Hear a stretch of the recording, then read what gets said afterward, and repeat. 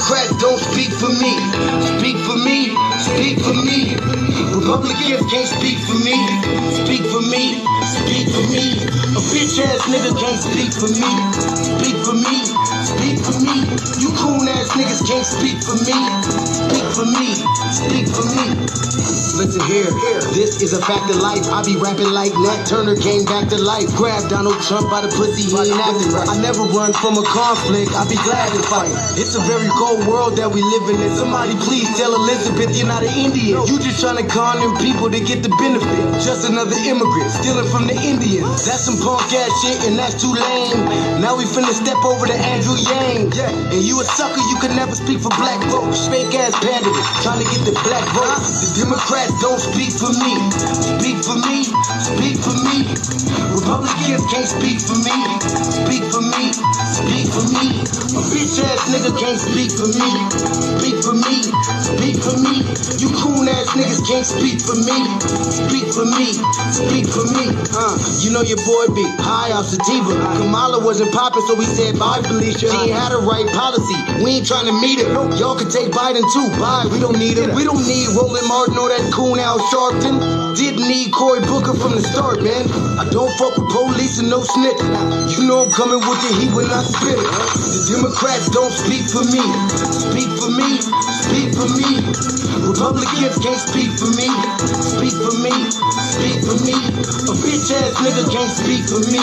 Speak for me, speak for me. You coon ass niggas can't speak for me. Speak for me, speak for me. If you ever go to court and this is your luck, try not to get fucked by Benjamin Crump. I know it's hard. You and all go is hard.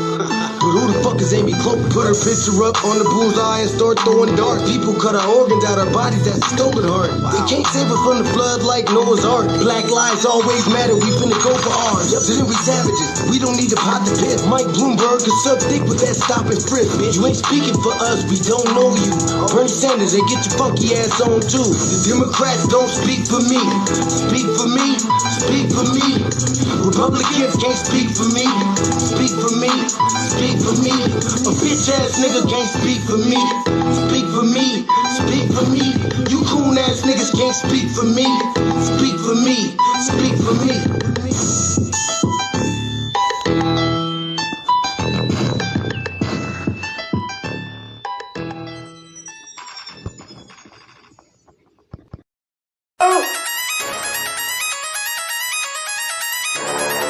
I'm talking about Shawty going crazy. People going crazy in them motherfuckers. Run that shit back, man. But it's nothing. Nothing. Got a woman on the bed.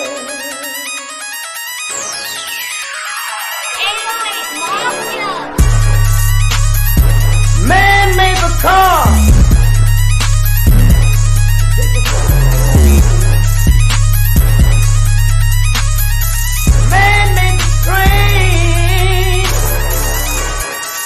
Carry the heavy load.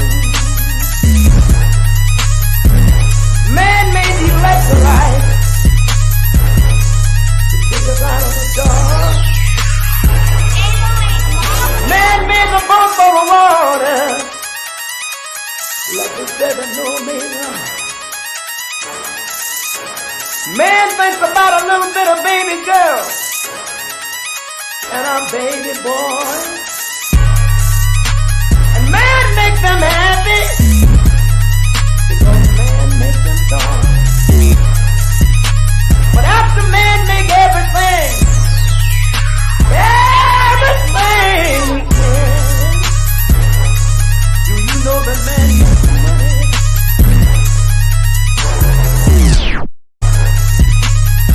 To buy from other men.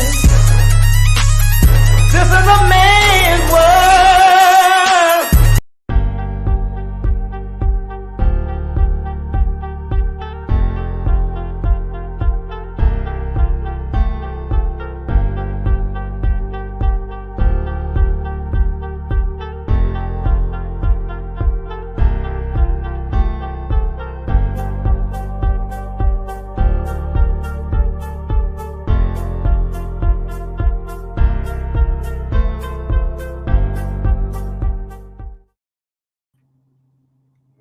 Greetings. Greetings. Thank y'all for tuning in to another episode of the Frontline Black News. I'm your host, Checc. I do apologize, Black family. I did pass out prior to this broadcast, so that's why we're running super late with so much going on. So on this season 4, episode 8, part 2 of the Frontline Black News, we'll be discussing several things. I think Lady Cherry will be joining us if she's up, and Blacc should be back to his destination. So hopefully they'll be both joining us this morning or this evening. And on this episode of the Frontline Black News, we'll be discussing the topics we didn't get to last night. Some additional topics, and those topics include microphone check, review. Let's see. Yeah. First microphone check, documentary review via Sincere Love to God and Nycteegurl on their Godcast podcast earlier. Then we got Outrage. Called Rittenhouse or Rittenhouse tells Indigenous Americans to leave amid Mount Rushmore protests. Then we got the GOP candidate for North Carolina, Governor Mark, his Lieutenant Governor, Mark Robinson, and his never-ending hypocrisy. That's the one that said that we owed reparations, Black family, to America. Like, what the hell? Then we got George Floyd's family renews call for police reform on 4th anniversary of his demise. So rest in power to George Floyd. He was killed by the knee of Derek Chauvin in Minneapolis, and all hell broke loose, and rightfully so. We were protesting for, what was it? Damn near a whole year, if not more than a year. I think we were right behind Portland. Portland had protests like something like over 365 days straight, and Denver was like right behind them at like 270 or something. But yeah, it was wild, and it was called for, and justice is still called for because this bastard Chauvin is trying to get out. And we just can't let that happen. Like, still was a problem from beginning to end. The white-owned media doesn't want to discuss that or bring that up. But us here at Frontline Black News, we will and do, and Shabaka's Black Experience Enhanced and the revolutionary agenda. So we got that topic, and then we got Sleepy Jim Crow, y'all president, because that's who y'all voted for in 2020. As a matter of fact, when all this was going down, Nikki Haley, or Nimrata, that's really her name, Nimrata Marara, says that she's been a catastrophe and she's voting for the dump as a human shit. And we want to make that perfectly clear, at least I do, and of course Shabaka does. Then we got Morehouse students turn their backs and walk out during Joe Biden, Sleepy Jim Crow Biden's graduation speech. So, great news, but it was for the wrong reasons though. But they still turned their back to him, so I'll give them that. MSNBC attacks black voters, big surprise. The Democrats are running scared. It is desperation mode on their end. Then we got the comparers not voting to Cardi B. So I guess Cardi B has come out recently and endorsed the dump as a human shit, or she supports voting for him. So the Democrats are running scared and pressed about Cardi B is not even FBA, Foundation of Black American Descent of Mexico slavery. She's black, and she's a different kind of black, and she's only black when it's convenient. So these must think that they're gonna stop black people from voting anything other than Sleepy Jim Crow Biden, and that's not happening. And then the oldest Tulsa race massacre survivor, Viola Fletcher, celebrates 110 years. And if we have time, Emma faced backlash and accusations of racism for promoting Black-owned grocery store. And Kaylee Gaines' family backtracked the narrative about what really happened. So yeah, it's a stacked up show. Shout out to the viewer. Make sure you like and subscribe to Frontline Black News on YouTube and Facebook. Appreciate you tapping in with us when it's super late. I'm gonna move us to the first topic, and that is microphone check. So shout out to Ricky Chi. Finally, I can't even say finally, so for coming out with the documentary Microphone Check, setting the record straight on the hip hop industry, and who was the original creators and innovators and originators of that. So shout out to him for that. And we're gonna go right into it. Shout out to Sister Love the God and the Godcast. And his co-host Nycteegurl for doing the first B1 FBA review of the film, and they were also joined, ironically enough, by one of the main detractors to the microphone check, and that was Dr. Daryl Cologne. And I guess Sincere Love the God was able to interview him briefly or get his thoughts on it. So I was gonna play a little bit of that. It is much needed. And me and Lady Chill were supposed to go to the screening this past Thursday, and unfortunately we were not able to make it. But when it comes out on FBA stream, we're definitely gonna check it out. So we'll keep y'all updated, and we'll give y'all a thorough review then on our end. But in the meantime, Sincere Love the God and his co-host Nycteegurl is gonna give us the update on the microphone check. The screened in over 10 cities this week. So and they had the big showing in New York yesterday on Saturday. That was 2 days ago. But yeah, this past weekend, Memorial Day weekend. Shout out to the FBA. We are the reason why there is a Memorial Day to celebrate and get time off from work. So because they would not allow us to bury our dead, our soldiers, our veterans. So this is why Decoration Day is now Memorial Day, and we're gonna keep it that. We're gonna embrace that, and we're gonna enjoy that. So I'm gonna get y'all to the microphone check. I'm just trying to get a good point to start the video. Let me try right here. You're in the West Coast. I'm born and raised out here in LA. But some of that, some of the LA style didn't start happening really until the NWA and stuff like that, when they started to change the fashion.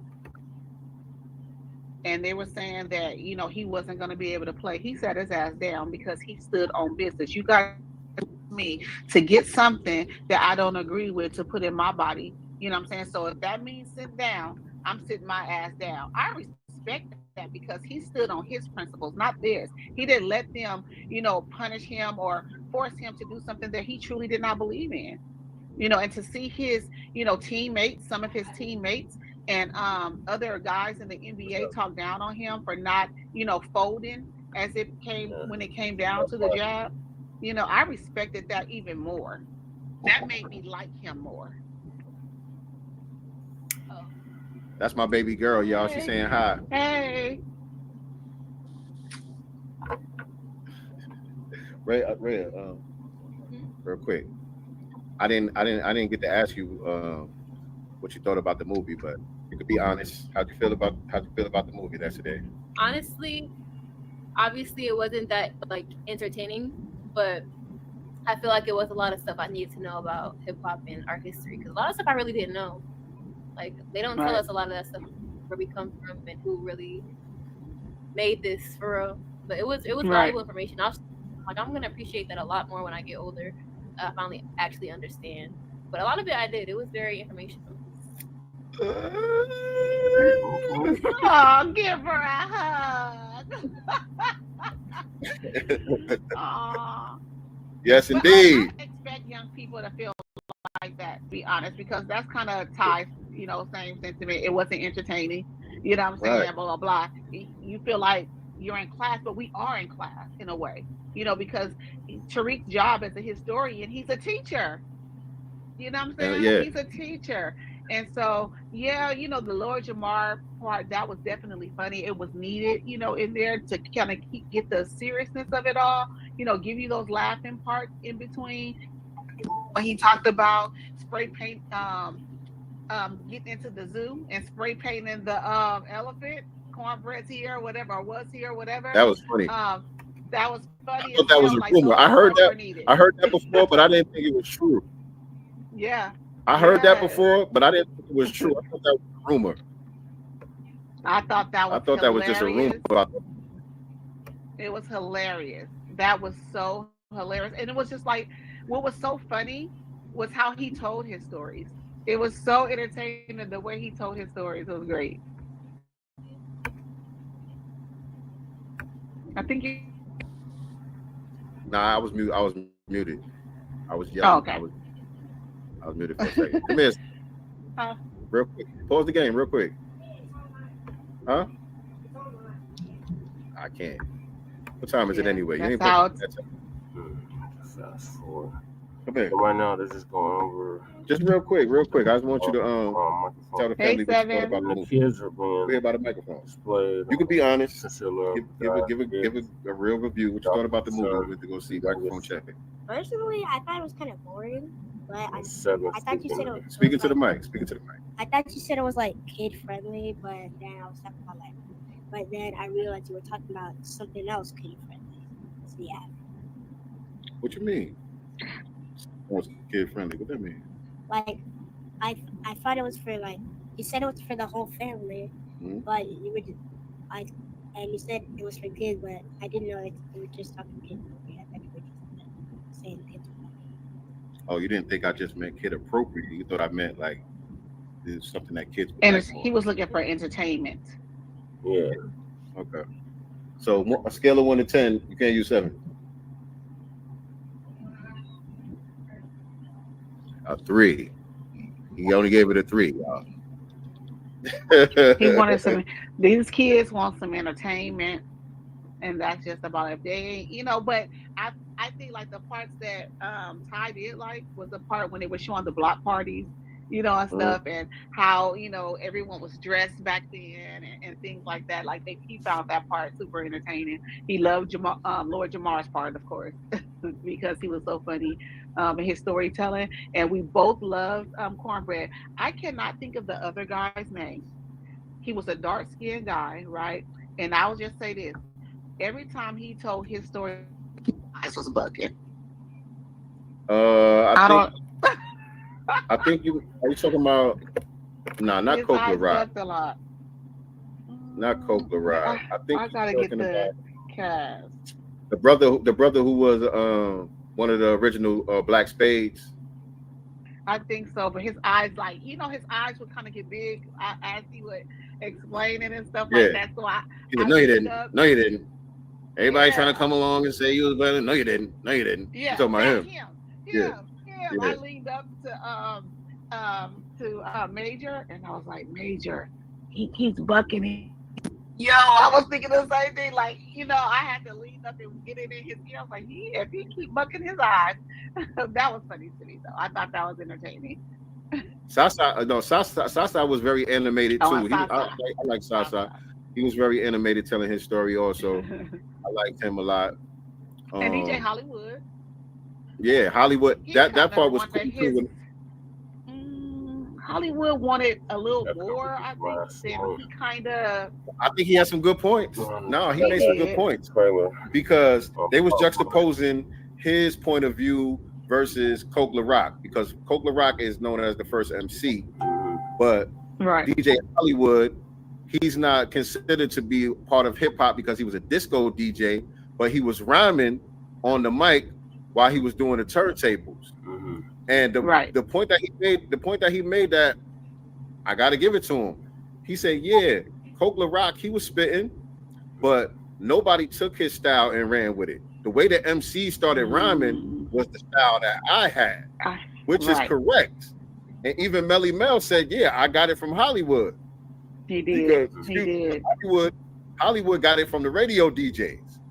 The way that they would present on the radio, you know, doing the intros before they play the song, they would do their little rhymes and all that, and they had that voice. You know what I'm saying? They had that baritone, and that cadence, you know. So he copied that, and he was doing it in the disco clubs. And most of the MCs, especially in the early days, was rhyming like Hollywood. Nobody really rhymed like Coke LaRock. No. You know what I'm saying? So he had a good point with that. Coke LaRock, his style was more almost like along the lines of, like, you know, Watch Prophets, Last Poets, you know, it's like a spoken word poetry kind of thing. It's kind of on beat but off beat, you know what I'm saying? But he had a point when he said that. I said, you know, Hollywood got to get his props. Yeah. Hollywood got to get his props. That's why he was on the movie. That's why I'm sure Tariq chose him to be in the film. I'm sure that had a lot to do with Charlie it. Rock. That's what you're talking about. Charlie Rock was bucking his eyes. He was bucking the whole time. I thought it was I think it was, I don't know if it was MCWD or if it was Shyrock, but they talked about, you know, of course the Latinos saying 50-50. Where are your female MCs there? And we're not going to talk about 80 nothing. We going right back where we started. Where is yours at? Right. Where they at? Right. And why aren't any of these Latinos on any of the flyers? 50-50. Right. She said the ones that was there, they were in the audience. And the few that was that's it. There, in the audience. They wasn't on stage performing. They wasn't on the flyers. You know, they were observers. They were the first students, first observers. That's it. Nothing wrong with that. Their mom and daddy came in and grabbed them by the ear and said, "Get your ass home." Right. But listening to that, right. That's the only thing I do kind of wish that he did get some of them in it. They wouldn't come. He extended it. He extended the invitation. I know. I'm just saying. I wish that he would have been able to make that happen. Flash, Herc, like those guys. I think that would have added something to the film if they were there. You know, everything got covered. Everything still got covered the way it needed to be covered, regardless. But I think, you know, that would have added something to the film if they was actually there. You know what I'm saying? I agree. And again, shout out again, I have to say, to Lord Jamar, because I don't feel like he's worried about, you know, getting canceled or, you know what I'm saying, because he's connected cool with a lot of these dudes. Yeah, he's cool with a lot of these people, but he still stands on truth and he stands on business. He wasn't uncomfortable with anything that he said, like Peter Guns was, you know. So I just give him, you know, his props, because I felt like he said it with his chest, respectfully, but with his chest, you know, and I like that. Oh, and another thing that I didn't know too was about the kind of conflict between the Nation of Gods and Earths and the Zulu Nation. I didn't know that there was a little bit of friction there behind that. I didn't know about the friction. I never saw the Zulu Nation's lessons. I never even saw their lessons before. So I didn't know that they had like an alphabet and all of that stuff. Like they basically copied from the Nation of Gods and Earths. I didn't know that. Right. Word up. Okay, Dr. Cologne is in the building. What's going on, Dr. Cologne? Welcome to the Godcast. Welcome to the Godcast. Did you get a chance to see Tariq's documentary film? Did you get a chance to see the film? Let us know if you got a chance to see the film and what you thought about it. And can we drop the link and he comes and give us his perspective on camera? Or he doesn't have to come on. If you want to hop on real quick. I see the link. I will give you an opportunity to come on and say what you got to say. Click on that link and come on up, Dr. Cologne. I'll give you a mic. That hip hop was I'll give you a mic to say what you got to say. I was about to talk about this Caitlin Clark situation, but I guess we'll get into that on another broadcast. We ain't got time. True. So stop sharing because I keep freezing. Y'all studied us, not the other way. All right, here we go. Y'all got the game from us, not the other way. All right, Dr. Cologne is in the building. Welcome to the Godcast, Dr. Cologne. How you doing today, bro? Welcome to the Godcast, Mr. Cologne. Good. Thank you for having me. Appreciate you coming on. Man, so I'll say this. The level of respect that you guys are showing me is quite impressive. There's no antagonist. You're not angry. No. Most of the time, people are just jumping on me. So I appreciate that. I just want you to know that. Oh, yeah. We keep it respectful here. I'm out for my walk, so please forgive me if I'm looking. Right. I'm just talking, right? So you didn't get a chance to see the film. I'm taking it. No, not as yet. Mm-mm. Do you plan on getting the Blu-ray so you can check it out? Absolutely. Yeah. All right. Absolutely. All right. So yeah. I do know somebody, a friend of mine in Chicago did see it. And we talked about it yesterday, and he shared, a lot of what you guys shared, and so I have my thoughts. I have my, my give us some of your give us some of your thoughts, Dr. Cologne. What did you think about what you heard, at least? From what he was saying, it seemed as though it was one-sided.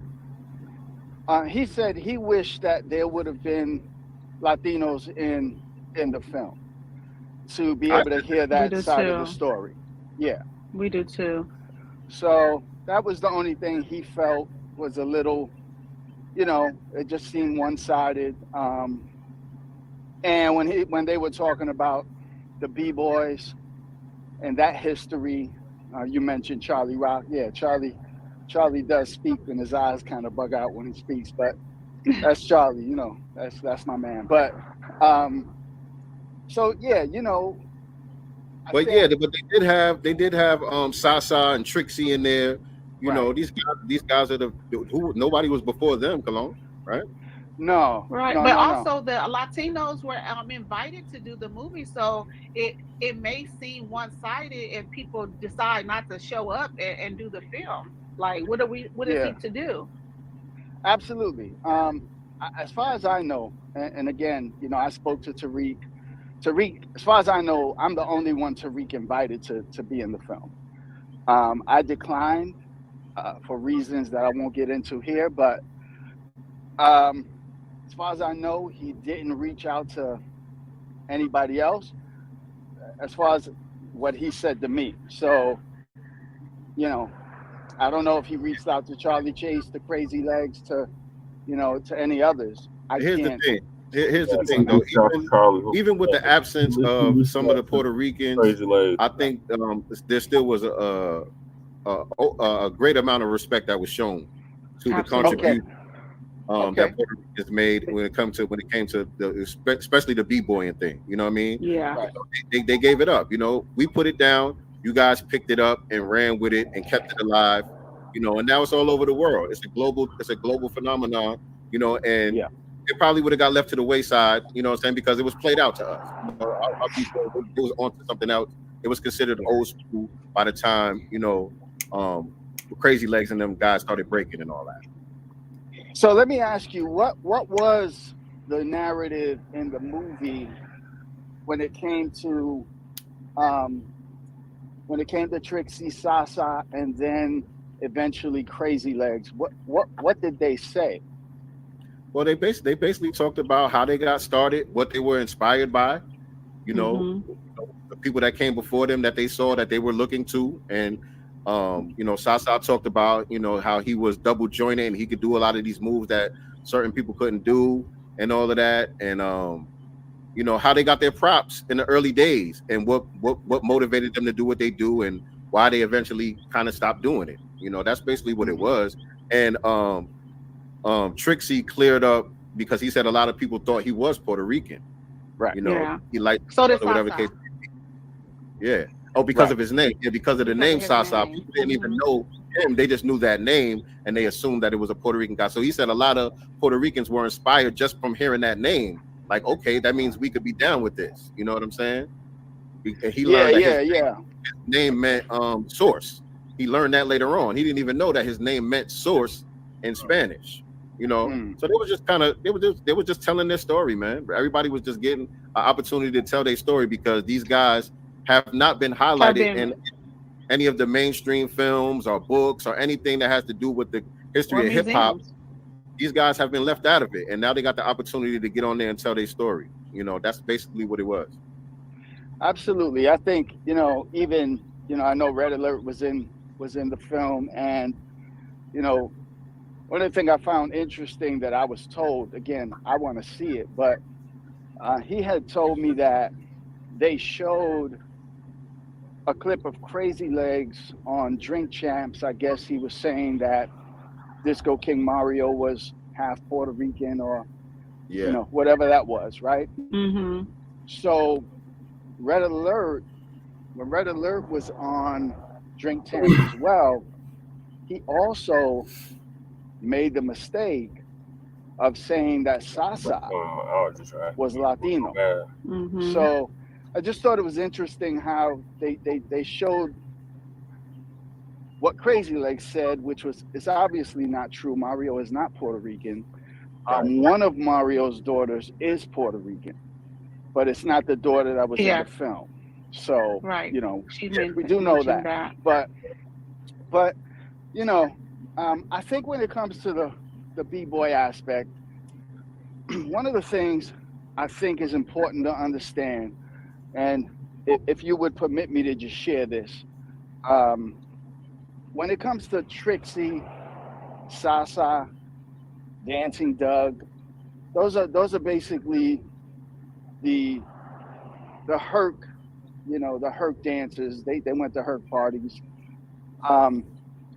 They were not breakers as we know breakers, right? They did what was called burning. Charlie Rock has already, you know, mentioned this numerous times. I have videos of him on my channel that just speak to that. What's the difference? And it's not even my opinion, but you know what they say. But burning is all up top, right? It's not really. They did do drops to the floor. They did. I'm gonna pass you, buddy. Excuse me. They did do drops to the floor. You know, they would do splits. They would do a lot of the stuff that they would see James Brown doing. This is from 70 to, like, you know, I know Trixie ends in about 75. So it's not until 1975 that we really get, it's actually late 74, 75, that we really get people, when we say going to the floor, we mean the footwork, what you typically see in breaking. And those were done by people like the Zulu Kings, you know, and a number of other groups that, you know, I was already informed they did not even mention. And that's neither here nor there. But, you know, what Sasa and them did. So when Trixie retires, I mean, you know, there's interviews out there with Trixie saying, we didn't really, what we did and what breakers did was different. Okay, so that needs to be pointed out, and I don't know semantics. If it was. You think it's semantics? Okay, talk to me about that. What do you feel? Because I feel like, you know, it's obviously differences in some of the moves, but a lot of the moves were still the same at the same time. Maybe there were some different tricks, you know, that were put on to the moves and things like that. But the floor work, the spinning, you know, and things like that. There's videos of foundational Black Americans doing that in the 30s and 40s. Like, so it didn't have a name though, and I think that's where the disconnect is because it was being done, but there was no name. Okay. The link a lot of times is what disconnects the continuity of the history. But yeah, what was being done with Trixie and Sasa and those guys? If Crazy Legs came and they added a move here or there, they didn't invent something new. You know what I'm saying? They added on to what they were inspired by. You know what I'm saying? It's just like, well, but hold on. I would disagree with that. I would disagree with.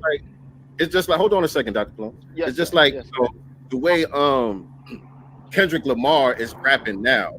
Right. It's not the same as how Melly Mel was rapping, but Kendrick Lamar didn't invent something new. You know what I'm saying? Right. He's still rapping. He's still the same thing that Melly Mel was doing.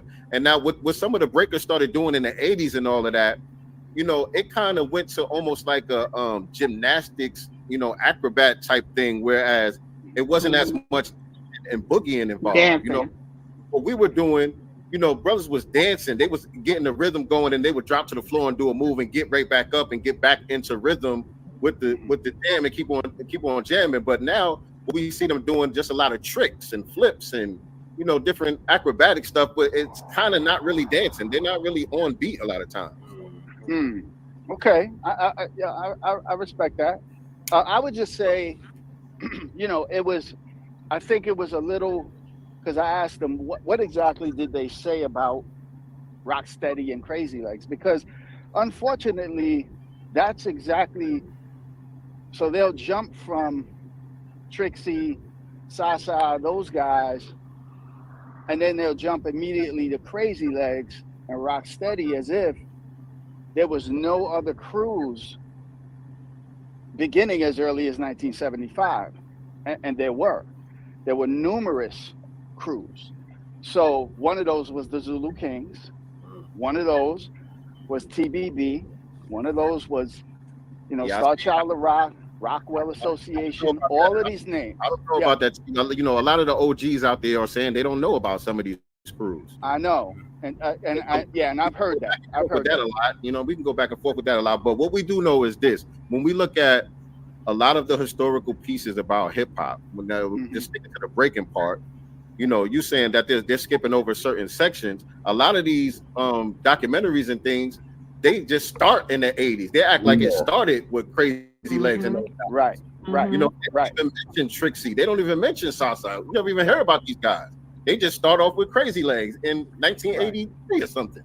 Right. You know what I'm saying? And you're right. But I think the reason that, so Trixie, I don't know if you know this or not. So whenever there's jams in the Bronx today, Trixie shows up. Sasa not so much, but Trixie shows up to a lot of the B-boy events. There's a B-boy event right now happening in the Bronx tonight. I'm guaranteed he's probably there, right? So he mixes and mingles with the Puerto Rican, and most of these events are Puerto Rican crews. So the reason why they did not include him, now they included Zulu Kings. They include, you know, majority of the Zulu Kings were, you know, African Americans. Who's they?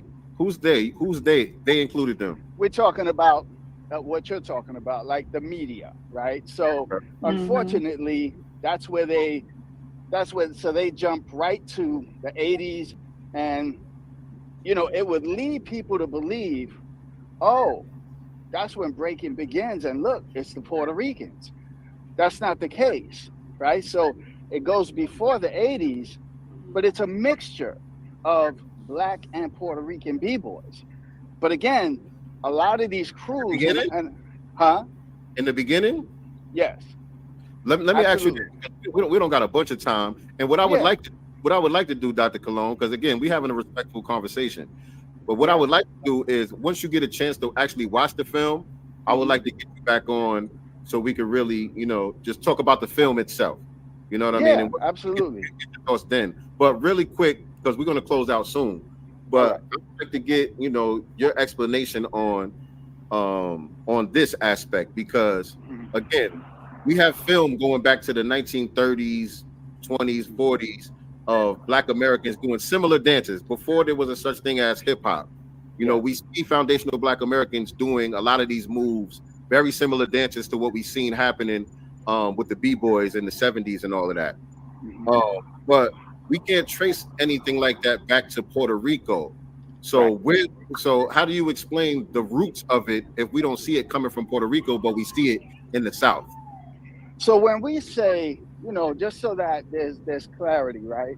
So when we say Puerto Ricans, you know, there's the, and I'm not saying you're doing this, I'm just explaining. A lot of people seem to assume what we're saying is it comes from Puerto Rico. And we're not saying that. What we're saying is these are Puerto Ricans who were born and raised in the Bronx. These are New York Puerto Ricans. Never been to the island. I never been to the island in my life, right? But so that's who we're talking about. Right. So we're not talking about people who came from the island and brought something from Puerto Rico to New York in reference to the dance. That's not what we're saying. I agree. So I agree. That's something different. But we are saying that as Puerto Ricans from New York got involved. Now, the first time I see this is 1975. So I see Blaccs and Puerto Ricans doing this as early as 1975. I'm from the Bronx. I'm watching this, right? I'm just looking at what's happening. And when you talk to Sasa, when you primarily really, when you talk to Trixie has said that what they did and what we did was very different in the sense. Now, again, you could trace, like I've seen those 20s videos, I've seen the 30s videos, and yeah, you could see what looks like that move, and that looks like that move. No doubt about it. You can see that. But I think that there's a difference between moves and movements. And so there's a movement that is taking place in the Bronx that is not connected to those moves from the 20s, the 30s, and the 40s. I understand the idea of evolution. Not connected is incorrect. You know, there are some different moves that were created later on. People innovated on the thing, but I'm saying, are you saying that's not the root of where these people are saying that was their inspiration? They were looking at James Brown. They were looking at. Right. You know what I'm saying? James Brown is different. James Brown is different than what we see with people like the Berry brothers, what we see with the Nicholas brothers. Those, but point is, it didn't come out of nowhere. The point is, it didn't come out of nowhere and get something new was created in the Bronx. It has roots. These are the roots of it. But it's not connected to the movement. That's all I'm saying. It's not connected to the movement of the Bronx when hip hop is formed. It's not. They're not connected. It's the predecessor. It's the progenitor. Okay, and we can agree to disagree on that, but that's okay. Yeah, that's okay.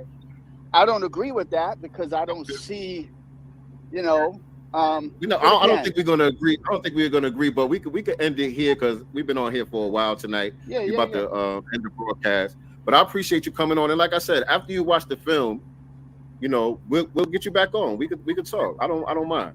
I don't even know. I just happen to just be scrolling through, and I don't even know what channel this is, man. Forgive me. What are we? Right now, you're watching Sincere Love the Godcast. We're at Godcast Enterprises on YouTube. Okay. We do this every Sunday, by the way, for those of y'all who are just tuning in. We do this every Sunday, 6 p.m. Eastern Standard Time, 3 p.m. Pacific Time, where we come on here, we talk about current events and other issues that are important to what's going on in Black society. Let me get my sister Nicely back on here. We had lost connection with her for a second. But yeah, I'm Sincere Love the God. This is my lovely co-host, Nycteegurl. We are Sincere Love the Godcast, and this is what we do. So yeah, I'll hit you up. Like I said, I've seen some of your stuff. You've been going viral based on this whole thing. You've been going viral a lot. So I'll hit you up so you can get the information. So after you get a chance to see the film, we can reconnect. Absolutely, bro. And again, I appreciate the level of respect. When I tell you it's unusual, believe me when I tell you it's unusual. Most people are just at my throat. I'm a representative of foundational Black American culture, so you know, I'm not going to allow you know, the riffraff to be the representative of the culture. Everybody has riffraff within their society, but this is how we get down. You know what I'm saying? We could have an intelligent conversation. We could keep it very respectful because the truth is going to be the truth. You know what I'm saying? I got to be rah about the truth. All I got to do is just say what it is. So I appreciate you coming on. Enjoy the rest of your walk, man. Yes, sir. Appreciate you, Dr. Cologne. Appreciate you. Thank you so much for having me, and I look forward to building with you again. All right, man. Peace. Peace. Well, there you have it, family. Dr. Cologne pulled up to Godcast Enterprises. You know, he hasn't seen the. It was so scary. But of course, he has people kind of, I guess, feeding him some information. I think that he'll have a possible different perspective once he has seen the film. But it also, in my opinion, sounds like, you know, he feels how he feels. You know about the 50-50. I don't think he's gonna change and sometimes, I don't think he's going to change his mind. And I don't know if that's ego driven or not. I don't know. I think it's more. I think it's more to do with kind of what I explained earlier about the Haitian brother that was in the chat. Like he said, he's never been to Puerto Rico. He said he never been on. Oh, I don't think he was on here when he said that, but he said he never even been on the island before. So, being from New York, you know what I'm saying? Like I said, grew up around a lot of Puerto Ricans, grew up around a lot of Caribbeans who, just like him, never even been to their homeland. So they don't have anything except our culture to identify with because they grew up around us. You know what I'm saying? Right. So they walk like us, they talk like us, they dress like us, and in their mind, that's their culture. They can't fathom that they're participating in someone else's culture because this is all they know. This is all they know. It's, you know what I'm saying? It's not like the ones who immigrated here. It makes sense. Ones who immigrated here, they had to adapt. They know the difference between what they were doing back home and, you know, what they had to learn once they got around us. But the ones who were born and raised with us, there's no difference. So it's like stripping away their identity almost. You know what I'm saying? By us claiming our culture, it's stripping away part of their identity because they don't know anything else. You know what I'm saying? So I think, you know, what we're seeing from them is kind of a natural reaction, but it's going to have to, we're going to have to get some straightening. Well, yeah, well, that's happened. That has already happened. It's already happened. And I think, like I said in the chat, and to him, a lot of it is semantics in a way, you know, because just because you're renaming it, or like you said, because you've added some acrobats to it and, you know, some backflips and stuff like that, it's still what it was in its origin. You just added to it. And yes, you kept it going. And it just like, there's another brother that I kind of wish was in the film too.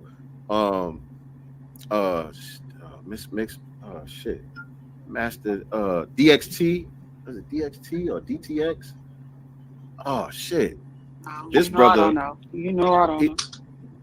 Damn, he's from the early days too. Master DXT or DXT or something. I forgot this brother's name. God damn. And he's actually, I believe, he's a real dark-skinned brother, but he's actually half Puerto Rican, I believe. And I forgot the point I was trying to make, trying to think of his name. What the hell was the point I was going to make? Well, while you were making that point, I wanted to just kind of go back to something that he also said when it came to DJ Mario. He said, well, Mario, you know, is, you know, Black American, but his daughter is Puerto Rican. Well, wouldn't she be Black American? What does that have to do with it? That don't do nothing. But that's his name, Grandmaster DTX. But what was the point I was going to make? What were you saying before that? There was a reason why I was trying to think of him. DXT. Yeah. Grandmaster DXT. About the semantics part. Yes, about the semantics part. Because he was the first person I heard really break that down, how when the slang changed and the lingo changed and we start naming things, how it gets disconnected from our history. You know what I'm saying? Because we're calling it something different. We think hip hop is something new because we're calling it hip hop. Even Mm-hmm. though we were already doing it. You know what I'm saying? We were doing these things, we just didn't have a name to it. And so when you put a name on it and you give it a birthday, 1973 and all of that, all of us who were born after that, we feel like this is our thing, separate from what our parents and what our grandparents were doing, and not really real true, just a continuation. It's just a continuation of the things that they were doing. We are changing the narrative. My mom told me about this dance that they was doing back in the 70s, I guess 60s and 70s, when they would go to parties, and it was called the Walk the Dog. And it's literally twerking. It's not like more of that bouncing twerk. It was more like a, if you will, slow twerk. You know what I'm saying? Like you twerk nicely. Nice. Hold on, nicely. You know how to twerk nicely? I do. You get it. Don't have me back up in. Not today. But it was sexy. Get it sexy. And so it was like, more of a, versus ours is like bang, bang. But theirs was like a slow walk with it. You know what I'm saying? But it's still twerky. And it's just a different name, same dance. Yes, it's Grand Mixer DXT. Y'all are correct. It was, I think it was Grand Master at first. He changed it to Grand Mixer later on. It was Grand Master DXT, then he changed it to Grand Mixer DXT. But yeah, y'all know who I'm talking about. He does a good job breaking down the history and demystifying it, debunking a lot of the myths as well. And I think he's half Puerto Rican. I think one of his parents are actually Puerto Rican. You know what I'm saying? And do you think that a part of this is the yearning for some type of culture, a yearning for belonging, a yearning for having a place, It's because now hip hop is a positive thing. But thank you. It was negative. It was negative in the beginning. Right. A black microphone check review. But it became a positive thing, a global phenomenon. You know what I'm saying? So there's a documentary that just came out, Sister Akshita, you definitely want to check out here soon. And it's called Microphone Check, The Hidden History of Hip Hop. So there's been this narrative that hip hop was 50-50 created with Latinos and others and blacks, and that is not the case. And this documentary by Tariq Nasheed is setting the record straight about the true origins of hip hop and where that originated from, rap, hip hop, music, and culture. And those that belong to those groups are making their truth be known, and the others in opposition are those that were just observers at the block parties back in the 60s and 70s. So they like to run with this narrative that was only 3 people that created hip hop: DJ Kool Herc, Africa Bambaataa, and Grandmaster Flash, or Melly Mel, when in fact it was several people that created hip hop. And hip hop is much older than what they're telling us. We just supposedly celebrated the 50th anniversary of hip hop, but hip hop is much older than that. So the documentary just did a real good job of laying that out. And there was screenings all over the country this week, including here in Denver, Colorado. Well, just outside of Denver, in a suburb, a really white suburb. Do better next time, Tariq, with this location. If you're gonna screen one of these documentaries here, called Greenwood Village. So unfortunately, me and Lady Che weren't able to go to the screening, but one of my Facebook friends, and the person I actually met in real life, went, and they said that somebody had filmed it, but I guess they haven't posted it up yet on Twitter, because a lot of the videos are up on Twitter or X.com now. So a lot of pictures and videos of the screenings of the attendance and who was in attendance and what that was looking like are all up on Twitter in these other cities. But Denver, for some odd reason, haven't been able to find any video or pictures of who was in attendance at the screening here. But yeah, there was a screening in Oakland as well, a screening in New Orleans, Atlanta, DC, Chicago, New York. There was 2 screenings in New York, 2 in LA. Where else? Dallas. There was a Dallas screening, and there's like one more. I mean, where else? But there was like 10 screenings this week all over the country.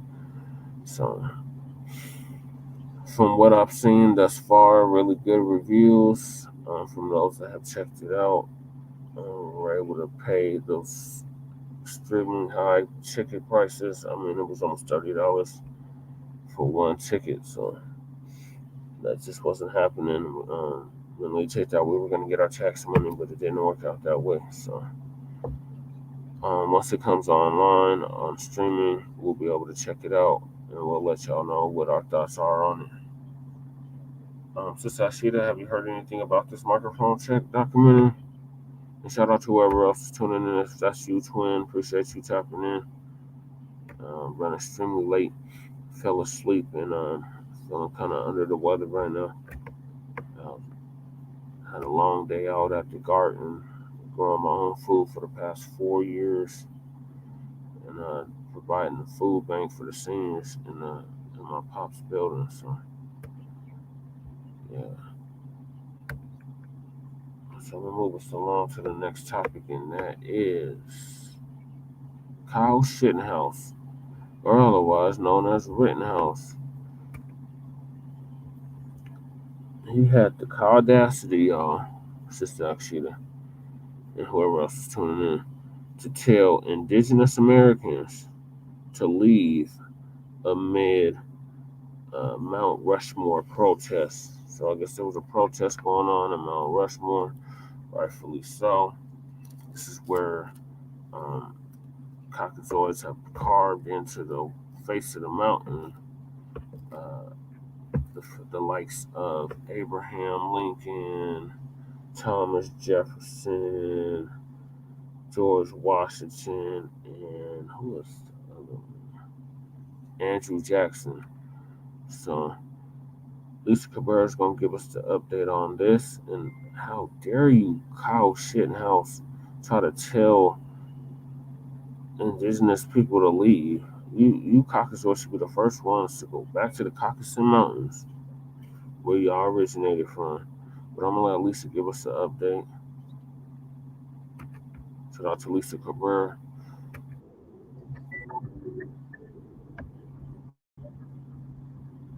Make sure I like to start us up on Black News on YouTube and Facebook.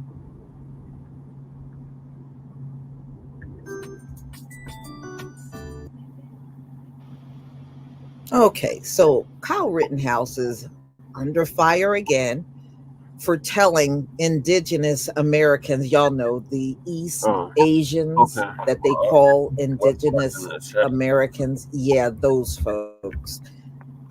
Well, they were protesting at Mount Rushmore, and they were apparently giving Mount Rushmore the finger.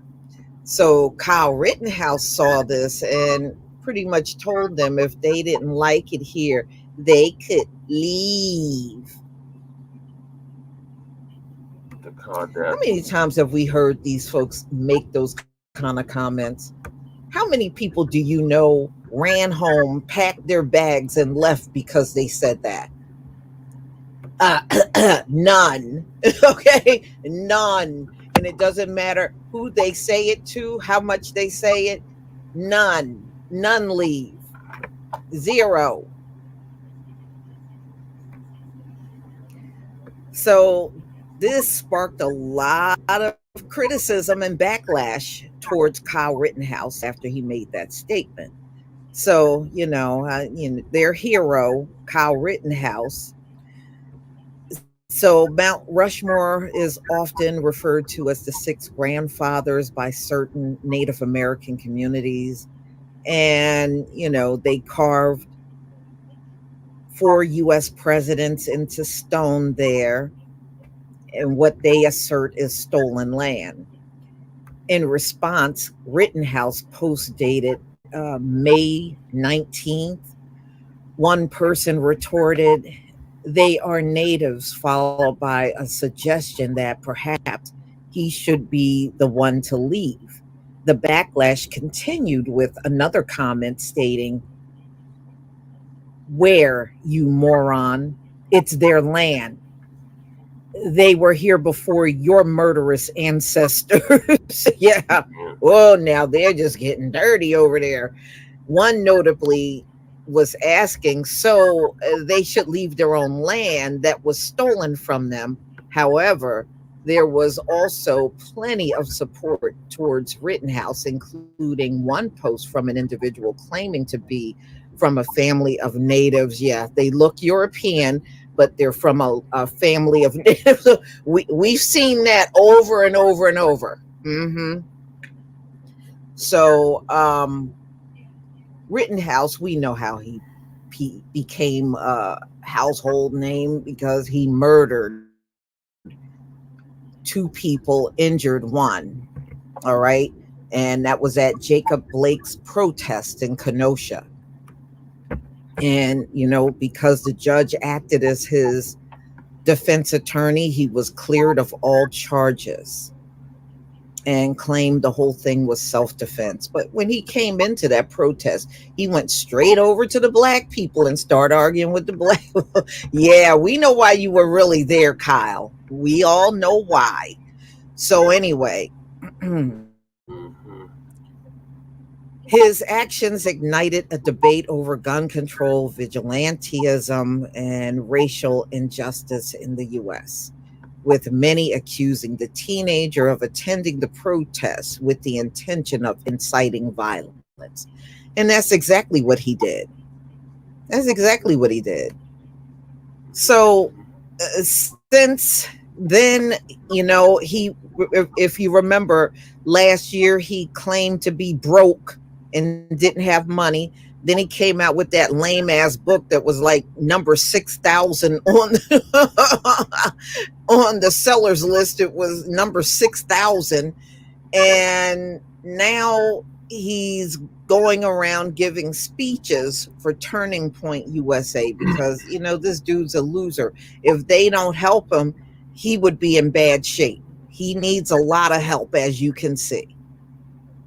So since then, Rittenhouse has become a prominent figure on the far right, even meeting former President Donald Trump at Mar-a-Lago with his mother, appearing on Tucker Carlson, and becoming a regular attendee at events organized by Turning Point USA.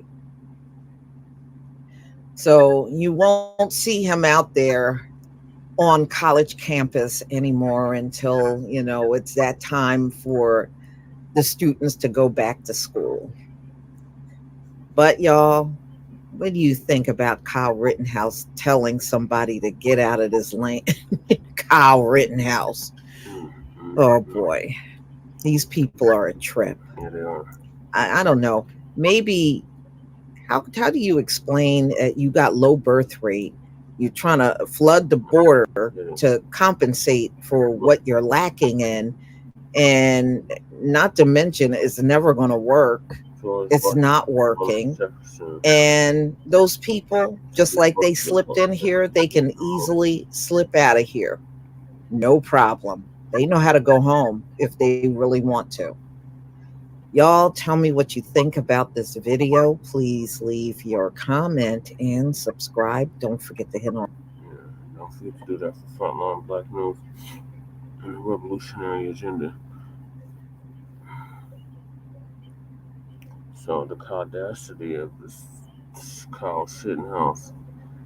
This man gonna tell these Indigenous Americans to leave. Like, these ones got some nerve, but that's what they always say. They're like, you don't like it here, just leave. Like, well, y'all should be the first ones on the first thing smoking about this, man. This is really hilarious to me when they say that.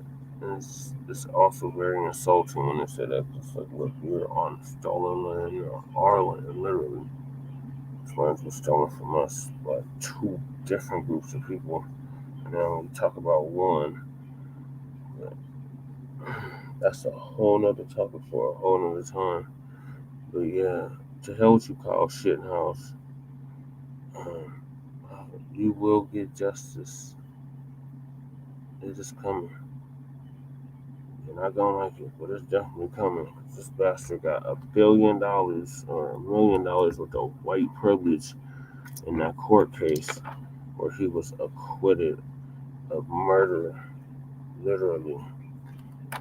So, and then he went on a whole book tour afterwards. So the hell with this dude.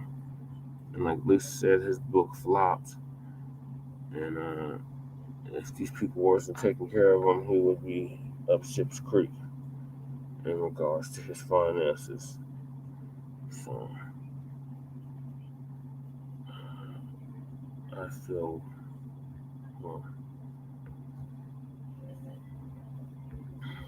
his just due is definitely coming. And I'm telling them people, they raised like what, $2 million for this bastard, and we couldn't even raise 20 racks for the chairman.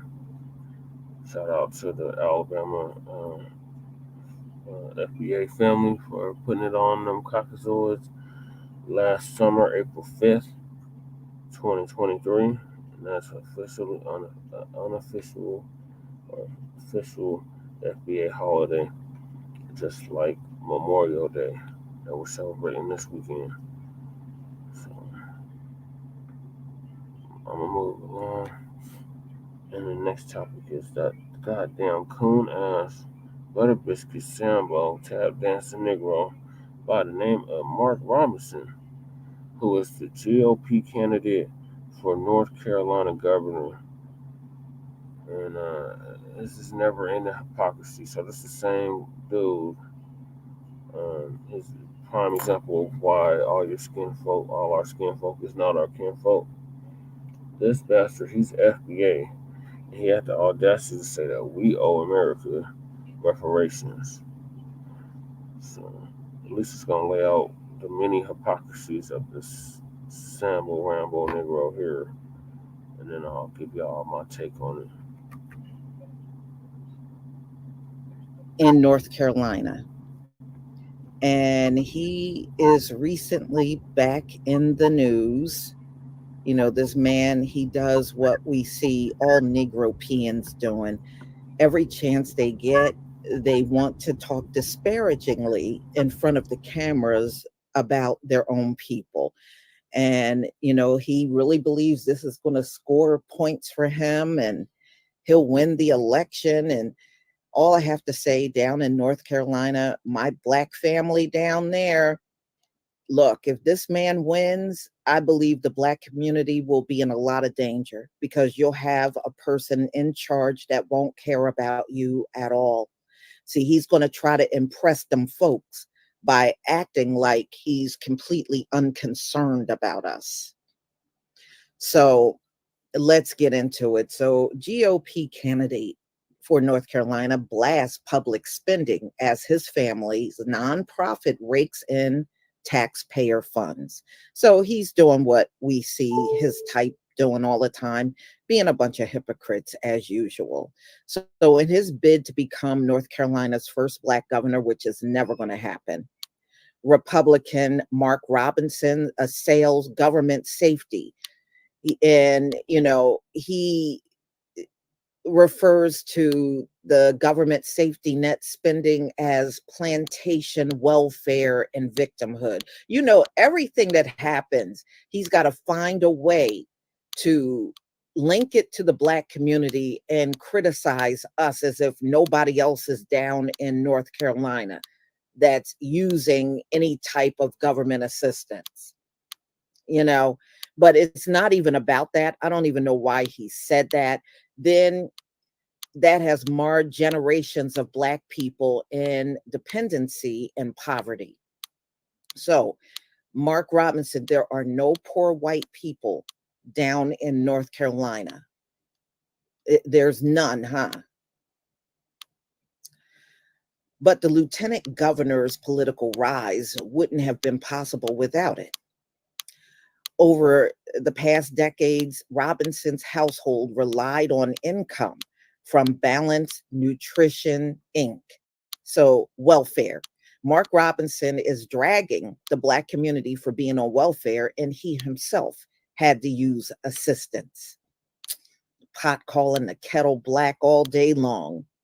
A nonprofit founded by his wife, Yolanda Hill, that administered free lunch programs for North Carolina children, an organization funded entirely by taxpayers, has collected roughly $7 million in government funding since 2017, while paying out at least $830,000 in salaries to Hill, Robinson, and other members of their family.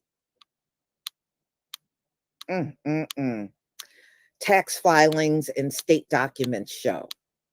So him and his family, his wife, himself, and other family members racked up $830,000 in taxpayer money.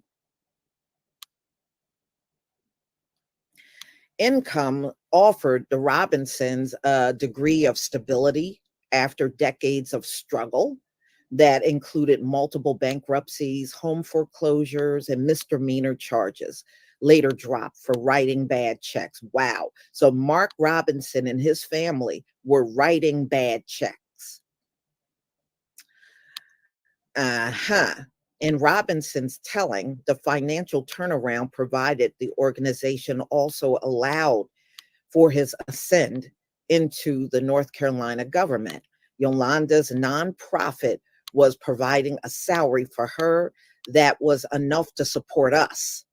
Robinson wrote in his 2022 memoir, noting its growth gave him the freedom to quit his furniture manufacturing job in 2018 and begin a career in populist conservative politics. I either was making speeches or I was downtown with my wife at her office, helping her with her work. Okay. He wrote of juggling his early political activity with Balanced Nutrition, which records indicate him paying about $40,000. All right, so this organization that his wife belongs to paid him $40,000 in 2018.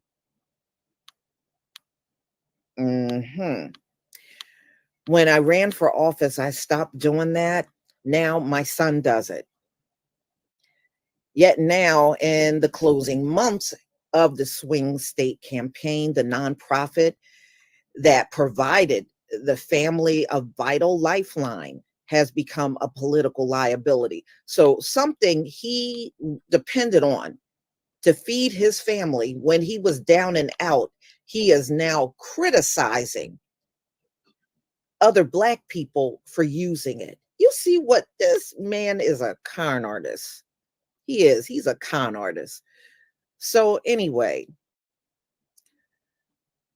the scrutiny adds to Robinson's challenges. He's already drawn negative attention for his history of inflammatory comments that include calling the First Lady, Michelle Obama, a man, and using the word filth when discussing gay and transgender people. Robinson would oversee the state budget of more than $30 billion if elected governor, has denied any wrongdoing and blasts the inquiry.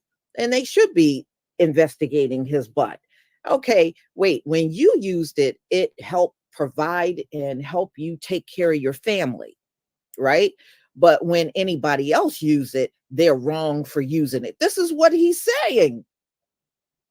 It's okay for him to get assistance from the state, but not for any other Black person down in North Carolina. If you're using assistance to get by, it's wrong. This man is really, truly is garbage, for real. So, and they should take a second look at his butt. And I hope they do. So in March, state regulators launched a probe of the organization's finances after flagging years of financial irregularities, including over $100,000 in unaccounted for spending. All right, so they're taking a look at him. So his campaign denied to make him or any of his family members available for interview, but campaign spokesperson Michael Lonergan defended balanced nutrition work, citing a routine audit that didn't find any material weakness in the organization in 2021's finances. Robinson is proud of his work that he's done with his wife to help needy children get nutritious meals. Democrats are weaponizing a bureaucracy against the family and their political opponent. Well, they are, because he's standing there being a hypocrite. You know, so he is dragging Black men and women and children down there in North Carolina for using assistance that he had to use when his family was down and out. You could make this up if you wanted to.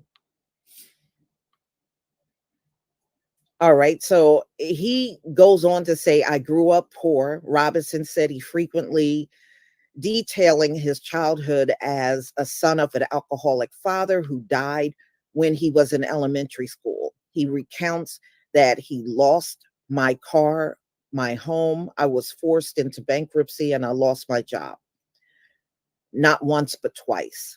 Like you, I don't need a politician to tell me what to be worried about, he said, noting his money woes. Indeed, from the 1990s until recent years, Robinson and Hill, who's his wife, endured extended financial struggles, but one that's more complicated than what he has usually told his voters. The couple declared bankruptcy 3 times between 1998 and 2003 and failed to file federal income tax for 5 years until compelled to do so during a bankruptcy proceeding.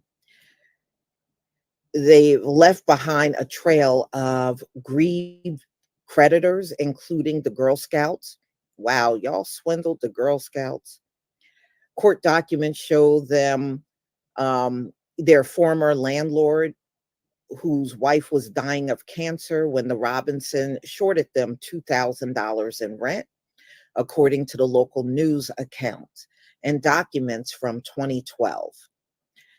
A bankruptcy judge rejected the 2003 bankruptcy case after Robinson failed to make payments to their creditors that they agreed to in court. The case ended up with Robinson Hill having to pay $9,000 on about $71,000 in debt payments negotiated through the bankruptcy court. So this man he's garbage. He really is. You know, I can't stand people like him. You know, it's no different than Candace Owens, and boy, you really don't hear from her anymore since them folks kicked her butt to the curb. You don't hear much about her at all. Before, you would see her in the media here and there, but now they have taken their sights off of Candace Owens and they have moved on for real. Right now, she'll have to do something super outrageous to get back in the media. And I don't think they're interested in her anymore. You know, you got to look at who owns the media outlet. And you got old pork chop here thinking he's going to trash assistance that he was once on. But if Black people are using it in North Carolina, then, you know, they are living in a life of victimhood. Oh, but you weren't living in a life of victimhood when you were using it. Boy, you can't make this stuff up about these folks. Seriously, y'all. You can't make it up. But y'all tell me what you think, because I hope this man lose. I don't think he's going to win anyway. You know, the man that he's running against for the Democratic Party, he's a white man. And Robinson has not been able to really get ahead of this man at all. And to be honest with you, I think that's going to be their new governor down there. I seriously doubt if a lot of those GOP voters in North Carolina are going to back this man. I don't see it happening. So he's doing all of this bootlick stuff, all for naught, for real. All for nothing. He'll learn the hard way.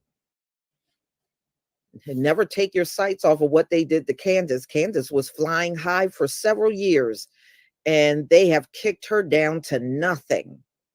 And you think they won't do the same thing to Mark Robinson? Of course they will. Because, you know, he'll be looking for another job if he don't win, you know, the election. He'll be looking for another job again. And you might need that assistance that you're sitting there criticizing. Now what I mean? Where are you going to get them pork chop dinners from? That's all I got to say about this old slimy man. And Trump had the nerve to call this man Dr. Martin Luther King on steroids. Mark Robinson is nothing like Dr. Martin Luther King. In fact, he criticized Dr. Martin Luther King. So how could he be like Dr. Martin Luther King? Dr. Martin Luther King would not like this man if he had lived. He would not like the Mark Robinsons at all.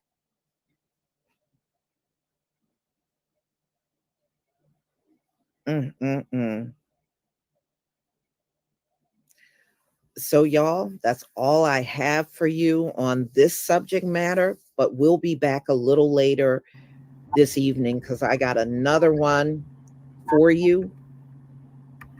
And I hope you are all there to hear this one. I think especially many of you that are in the truth. All right, thank you, Lisa, for that update. Yeah, I can't stand this dude. And I hope he loses too. I agree with everything Lisa said. This dude's a piece of crap. He's a damn hypocrite. How the hell was it as good when you were getting assistance, but if everybody else is getting assistance, it's a problem. Like, this dude is a complete fucking joke. Clown, butter biscuit, eating buffoon. And North Carolina, I don't think y'all gonna vote him in as your governor. We'll see. We'll give y'all an update on that. Moving along. George Floyd's been gone for 4 years now.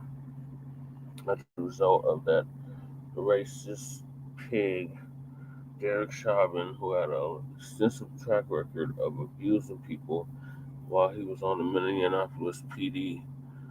And there's this bullcrap narrative that he had died of fentanyl overdose. Like, no, he didn't die of fentanyl overdose.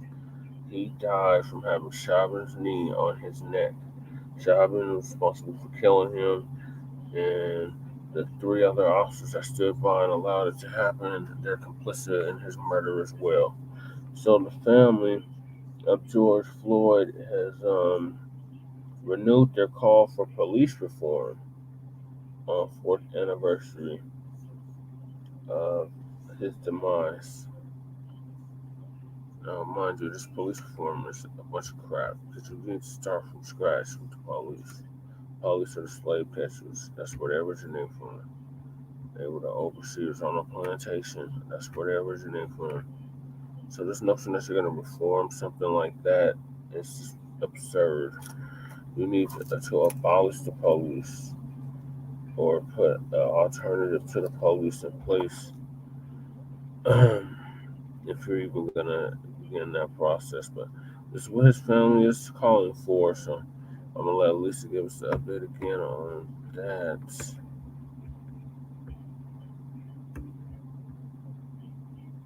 protections for us. It's just pretty obviously clear. They don't want protections for us. They believe protections are for anyone except for us. We should be out here as sitting ducks, being killed and abused and mistreated all. I tell you what, this has been a crazy day. All right. So we're going to talk about George Floyd. George Floyd's family is really upset that, the police reform bill that they had with his name on it has not been pushed. And it has not been pushed because they don't want any protections in place for us. It's just pretty obviously clear. They don't want protections for us. They believe protections are for anyone except for us. We should be out here as sitting ducks, being killed and abused and mistreated all day long. They don't care. And it just goes back to what I was saying. All of politics in the U.S. is rooted in racism. And the fact that the bill has never come back up again, it is pretty obvious it's all about race. And you can tell the Democrats are totally unconcerned about this bill because they don't even speak of it anymore. And neither does Joe Biden. Nobody speaks about this bill, and his family, I think they may not be up to par on what politics are like in this country. I'm just saying, for them to even be raising this the way that they are, I think the bill should have passed, but it didn't. So Floyd's family calls on Congress to pass police reform 4 years after his murder. So the family of George Floyd marked the 4th year anniversary of his death by renewing calls for Congress to pass legislation to reform policing in America that is named in his honor. Change is needed, Felonious Floyd, George Floyd's brother, said in a news conference Thursday, where Democratic lawmakers announced their latest effort to pass the George Floyd Justice in Policing Act. I don't trust them. This is an election year. This is what they did back in 2020. They promised they were going to get this bill passed, and all they did was shrug their shoulders and say, oh, well, we tried, and nothing was ever passed. So now Democrats are coming back. Oh, we're going to be able to get this passed. And they're not going to get nothing passed. They're just saying this to get reelected, especially for Joe Biden. They don't care about us at all.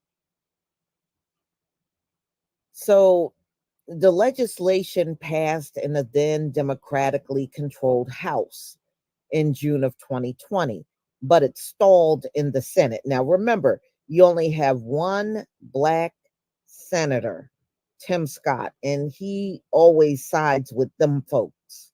All right. And the rest of the senators are white. All right. So now you understand why it stalled in the racist Senate. So anyway, Democratic Rep. Sheila Jackson Lee reintroduced a bill on Thursday, days before the 4th anniversary of Floyd's murder. Calls for lawmakers to be held accountable for misconduct in court and police training and policy reforms. We have the opportunity to enact bold, comprehensive reform to policing practices to correct and prevent unnecessary deaths. Congress must pass the Floyd Justice in Policing Act of 2024. This is what she wrote on Facebook. But you know what, y'all? this is only coming up because it's an election year. Don't fall for this. They don't want, if they really wanted to pass this bill, they had the last 4 years to do it. If they really wanted this bill to go somewhere, they had all this time to lobby this bill to get it passed. And they have not done it. They haven't done it. So in their minds, the police are looking at you as a target because you're somebody of color, he said.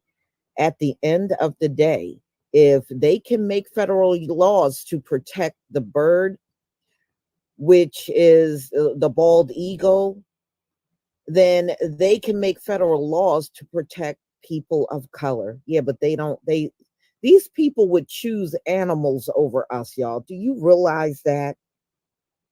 I mean, his brother must not realize it because this is what he just said. These folks would choose animals over us.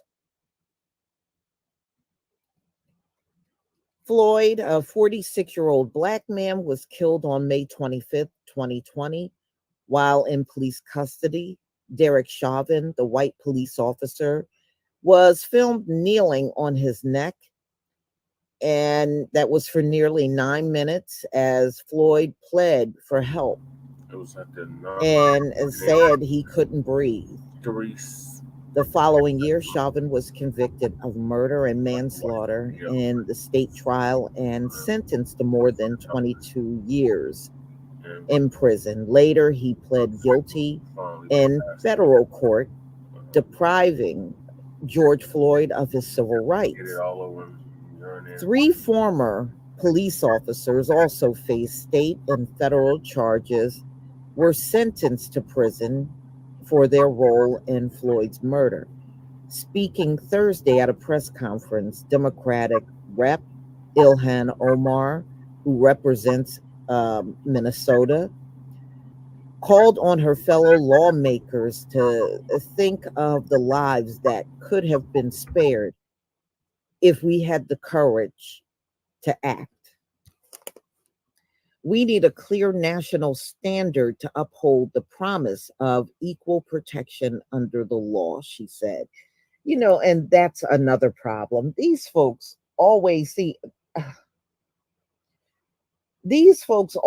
trying to talk that equal stuff in your face while they know they're being unfair to you. They do this mess at the same time. You see how evil that is? You got a person in your face talking about all things are equal. And at the same time, that very same person know they're mistreating you behind the scenes. That's just straight up wicked for anybody that can do that. That's evil.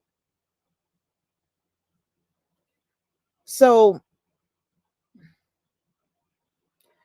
Floyd's murder sparked a wave of protest against racial injustice and police brutality around the world. 4 years later, Floyd's death still feels raw to his family, who were inclined to join the ranks of Black Americans spurred to action after their loved one was killed by the police. I promised myself I'm watching the video of his death that I got to do something, and I have not stopped doing something, Floyd's uncle, Selwyn Jones, told CNN. The spring, Jones joined Gwen Carr, the mother of Eric Garner, an unarmed Black man who was also killed by police in 2014. Yeah, and I will never forget that one either. To talk about how they have turned their pain into purposeful activism at Harvard University. Jones said he co-founded Hope929.org, a charity dedicated to empowering people marginalized by society to bring about change in honor of his nephew. What I can do is I can take the atrocity that he was dealt that day and make a difference, he said. But I'm not optimistic about the fate of the legislation. I'm frustrated because I don't think it'll ever get passed. No, because you got to understand everything they do in Washington, D.C. is heavily rooted in racism. It really is. Everything. And if it does, it has to be so watered down. But we were promised that the bill would pass. Yeah, well, and y'all remember James Clyburn said it'll pass, but you might have to take out qualified immunity. Do y'all remember that? I sure do. Jones says he and his family will continue to uplift Floyd's legacy. He said he plans to attend a celebration in Floyd's honor this weekend in Charlotte, North Carolina. It's going to be how it used to be, Jones said.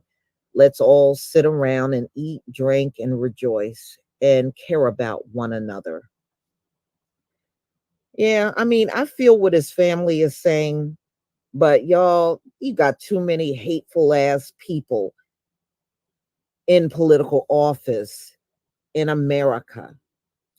And it's to the point where when it comes down to us, nothing ever gets done. Nothing ever gets done when it comes down to us.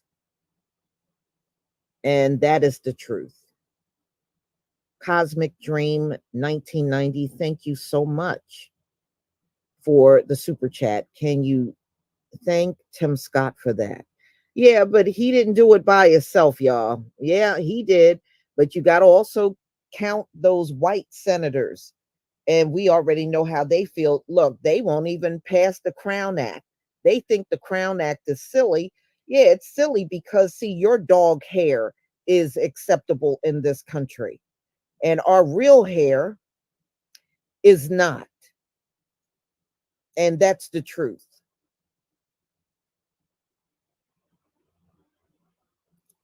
So I wish his family the best, but don't hold your breath on them taking up this measure. They'll try to rumble this all up through, from now through the election.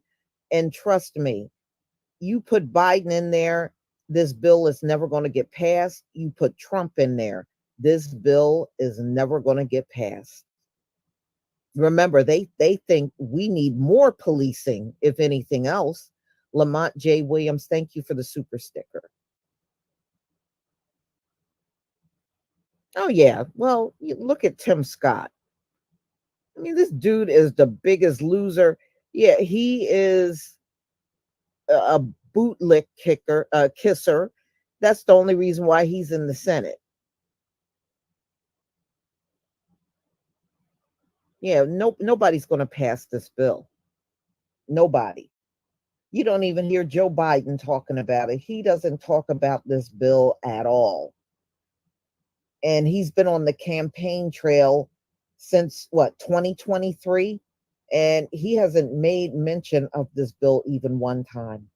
Only thing Joe Biden will do, he'll acknowledge that we are oppressed, but he doesn't do anything beyond that. Just running his mouth about it. Anything else, this man don't do nothing. He doesn't care about our plight or what we're going through.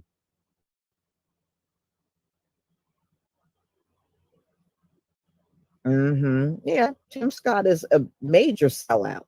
I mean, you can't trust no man that stands around and says America is not a racist country. You can't trust nothing from him. Nothing.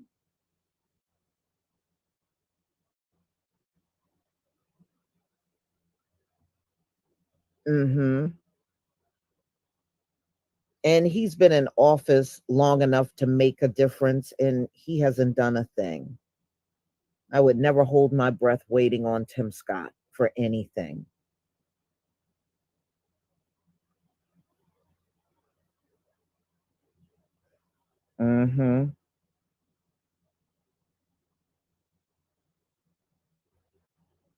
Yeah, it's exhausting, I think his family will eventually get it. I think them coming forward and making this request, they're pretty naive to what this political system is all about. It's not going to get passed, y'all. It's not. It's not going to get passed.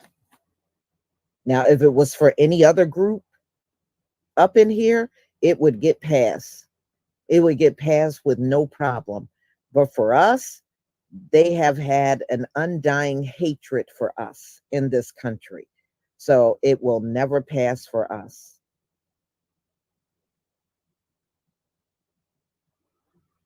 So it doesn't matter what side wins. This bill is not going to see the light of day.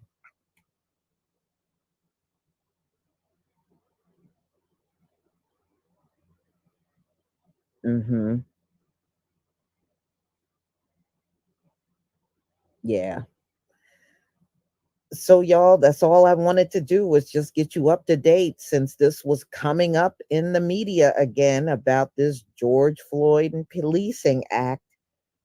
You know, look, since when last year, all that stuff going on in Florida, they have been canceling diversity programs all over the country. All right. That should be a clear indicator that they don't want to do nothing for us. That's all I can say. So, y'all, I'm going to go ahead and conclude this live stream. And thank you, Lisa. Yeah, I agree with Lisa. I don't think it's going to get passed either. But it sounds good. George Floyd policing that. But ain't neither one of these candidates on the two major parties going to support that.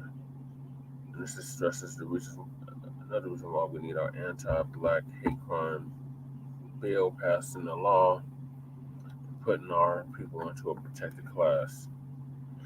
Because this is ridiculous. Qualified immunity across the board. That has to be stressed by them. It's election season, and if politicians are seeking your vote, that's part of the tangible. So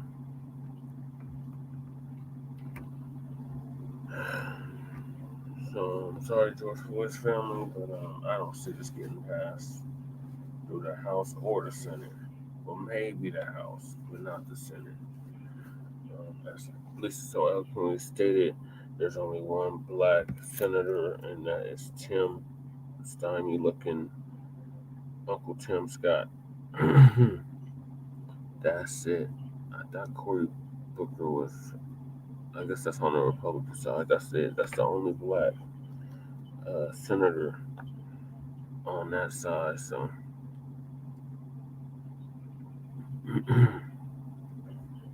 I don't see it getting passed. But it sounds nice, and the Democrats are going to keep running with that. Oh, well, and trying to capitalize off the deaths of our people, like with Tyree Nichols. Oh, Kamala Harris. Oh, I'm gonna make Joe Biden sign the George Floyd policing act. Kamala, that was like 9 months ago, almost a year ago, and ain't nothing coming to fruition. None of that has come true. None of it. But they're gonna keep telling us to go vote blue no matter who. And then they're running with this nonsense. If you're telling people not to vote, then we need to stay far away from you, and you're spreading misinformation and disinformation. No, we're spreading the truth, and you Democrats are beyond desperate. So y'all are gonna try to pull out all the stops to try to get us to vote blue no matter who, and them days are over. So moving along, because it's starting to get late. Biden has been a catastrophe. So yeah, RIP to George Floyd. It's been 4 years since the murder, and more and more police are gonna start going to jail. More and more race soldiers are gonna start going to jail. Get used to it. Get over it, like you always tell us. Now, still Biden, politics related. Biden has been a catastrophe. said Nimrata Rahara, the former presidential candidate who dropped out and endorsed the dump as inhuman shit. She says that she's voting for Trump now. She's voting for the dump. So, but she didn't encourage her voters to her supporters to vote for the dump. So I don't think she's fully on board. But she's like, Biden, sleepy Jim Crow, y'all president, has been a catastrophe. So I think this is Lisa again giving us the update on this. Let me see. No, it's not Lisa. It's it's TD Hip Hop, or formerly TD Hip Hop Media. Now it's TD Media Group. Shout out to him. What's going on, everybody? Thank you all for joining me today. If you haven't already, please make sure you hit the like button, because that is the most important thing you can do for me on this channel. What it does is that it helps to make sure that those who are subscribed to the channel will indeed get the notifications, and it also helps to post this video through the YouTube algorithm as well. Secondly, if you're new to the channel, or maybe you've been ghost watching this channel for quite some time now, please do me a favor and yourself a favor by hitting the subscribe button as well as the bell notification next to the subscribe button, so you can be notified whenever I release a new video. And lastly, please make sure you share this video out on your social media platforms to your family and friends to inform them of this news and information. And yes, it does help to give me a slight boost in the YouTube algorithm as well, so help me out with that. And with the introductions out of the way, let's now get into today's news. And today, what I want to do is take a moment to speak on Nikki Haley, because Nikki Haley has officially stated that she will be voting for Donald Trump. And with that statement now officially coming out, Joe Biden is cooked. Joe Biden is cooked. As I've stated multiple times before, I just do not see a path to victory for Joe Biden unless he's going to pull off that 2020 magic again, where when we go to bed at night, one man is winning, and then when we wake up in the morning, the other man won by a landslide, right? Unless he's able to pull that 2020 magic off again, I don't see how he's going to win. But here's what I want to do first. Let's get into the exact comments that Nikki Haley made, and then I'll carry on with some other information surrounding Nikki Haley in regards to what she's getting ready to say. So let's pull this up right now, and let's take a listen to what she had to say. As a voter, I put my priorities on a president who's going to have the backs of our allies and hold our enemies to account, who would secure the border, no more excuses. A president who would support capitalism and freedom. A president who understands we need less debt, not more debt. Trump has not been perfect on these policies. I've made that clear many, many times. But Biden has been a catastrophe. So say it one more time, Ms. Haley. Say it one more time. Many, many times. But Biden has been a catastrophe. So I will be voting for Trump.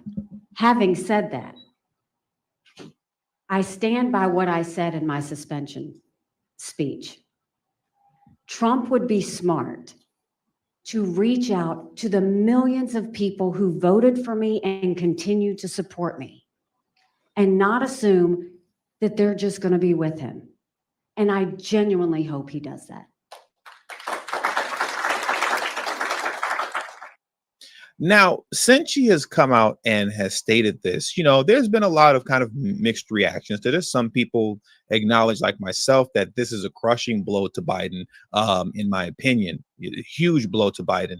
And some other people think that it's not a big deal. I personally do feel that this is a huge deal for Biden. And I also agree with what she stated at the end, is that Donald Trump should not assume that all of her voters are going to just default go to support him. What's interesting about Nikki Haley's supporters is that, number one, a good deal of them are never Trumpers and have already openly stated that they would reluctantly vote for Biden if Nikki Haley isn't running. And outside of that, she just has a mixed bunch in which her supporters really don't like Trump or Biden at all. and will either sit out or possibly even vote third party. What she has going on concerning her supporters is not the same thing as a Ron DeSantis or Vivek Ramaswamy, where as sure as the sun will rise tomorrow, we know that Vivek supporters are going to get behind Trump, and we know that DeSantis supporters are going to get behind him as well. That is just not the case for Nikki supporters. And I want to pull this article up very quickly to just kind of highlight that point. This article here is titled, "Some Republicans Who Supported Nikki Haley Are Still Refusing to Back Donald Trump." This article came out back in March of this year, and it reads as such. I'll go through this very quickly. There's only maybe 2 points that I have highlighted here. Now that Nikki Haley has shuttered her presidential campaign, one person who voted for her refuses to back former President Donald Trump and plans to reluctantly vote for President Joe Biden. The article also continues to read, "For now, interviewers with Haley's supporters suggest they could go in a variety of directions, some backing Trump, some going to Biden, and others seeking third-party options or avoiding making a decision about the presidential race yet. Haley has not yet spoken publicly since leaving the race and urging Trump to reach out to all Republicans. She has not endorsed Trump and suggested she may not at all." And that's another interesting point, too, that I want to speak to before we get back to Nikki Haley supporters. If you really think about it, this wasn't a full-on genuine endorsement of Donald Trump. It was very much so a half-hearted, not really endorsement, in which she stated, yes, I'm going to vote for Trump, but she didn't come out and say, hey, to all my supporters, you all need to go out and vote for Trump. I don't think she's ever going to actually fully endorse Trump in that way. That's why she continues to say, Trump, you have to go out and pursue the supporters who support me. Because as you can see here, based on this article, she has a mixed bag of supporters, and it is not a foregone conclusion that they are just going to file over to Trump. It's just not. But if Trump does take her up on her advice and he puts his ego to the side and doesn't think to himself that they're just going to come my way because Nikki Haley said she's going to vote for me, because this wasn't an authentic endorsement.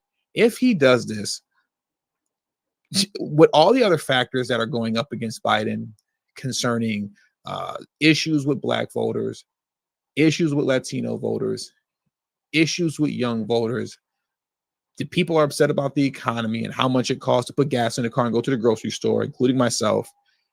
People are upset with the migrant crisis, including myself. There is so much working against Biden. If Trump actually took Haley up on this advice and worked to get her supporters, and he was actually able to pull that off, Trump wins by a landslide, in my opinion. He wins by a landslide. Some people may think otherwise, but that's just personally what I think, because once again, I just do not see any real path to victory for this man outside of the 2020 magic. If he doesn't do that, how does he win? How does he win with everything against him? I don't know. But I guess we'll see in November. We'll see come this November. With all that being said, that does it for today's news. So I want to thank you all for joining me today. Please hit the like button on your way out. Subscribe to the channel if you're new to the channel. Share this video out on your social media platforms. And also, don't forget to follow me on Telegram at TD Media Group. The link to my Telegram. What's going on, everybody? Thank you all for joining me.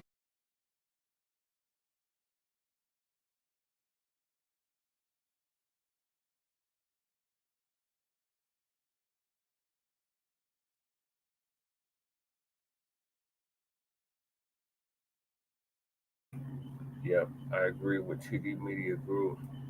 Biden has been a goddamn catastrophe. But this is what y'all voted for. Y'all said vote blue no matter who, and anybody but just dump as in human shit in 2019 and 2020. Try to fear monger us to death. And this is what you get. So you get what you vote for. And that's what y'all voted for. So Sleepy Tim Crow and Democrats, y'all are in desperation mode. And like TD Media Group said, I don't see Sleepy Jim Crow winning this time.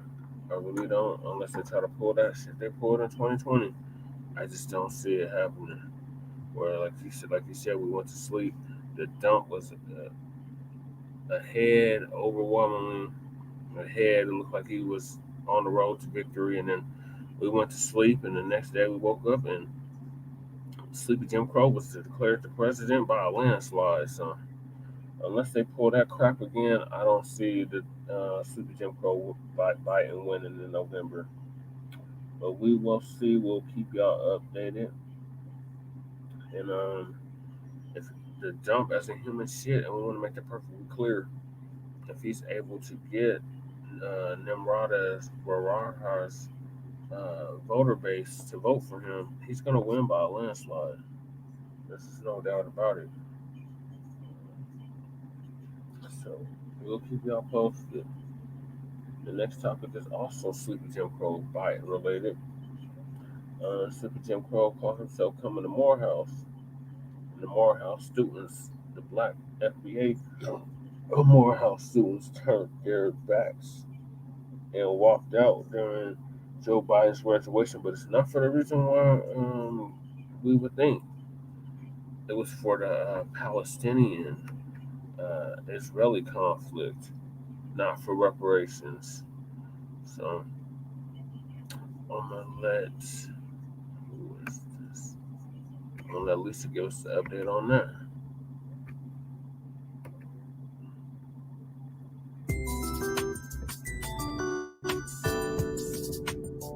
So to the viewers, material about the fraud front row revolutionary agenda.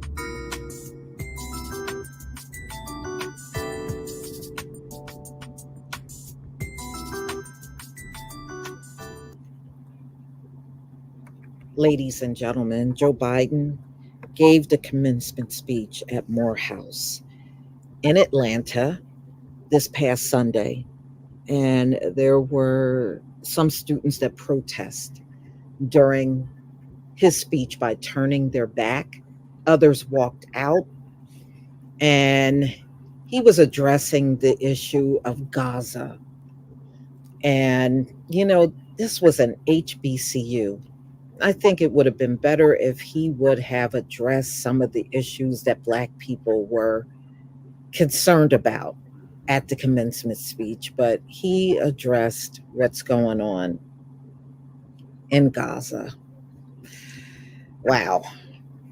I'm going to let you watch this quick video, and I'll be right back with the rest of my commentary. It's a humanitarian crisis in Gaza. That's why I've called for an immediate ceasefire. An immediate ceasefire to stop the fighting. Bring the hostages home.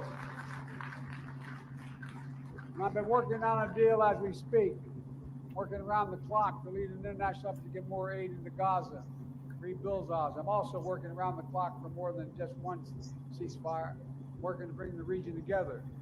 I'm working to make sure we finally get a two-state solution, the only solution. For two people who live in peace, security, and dignity.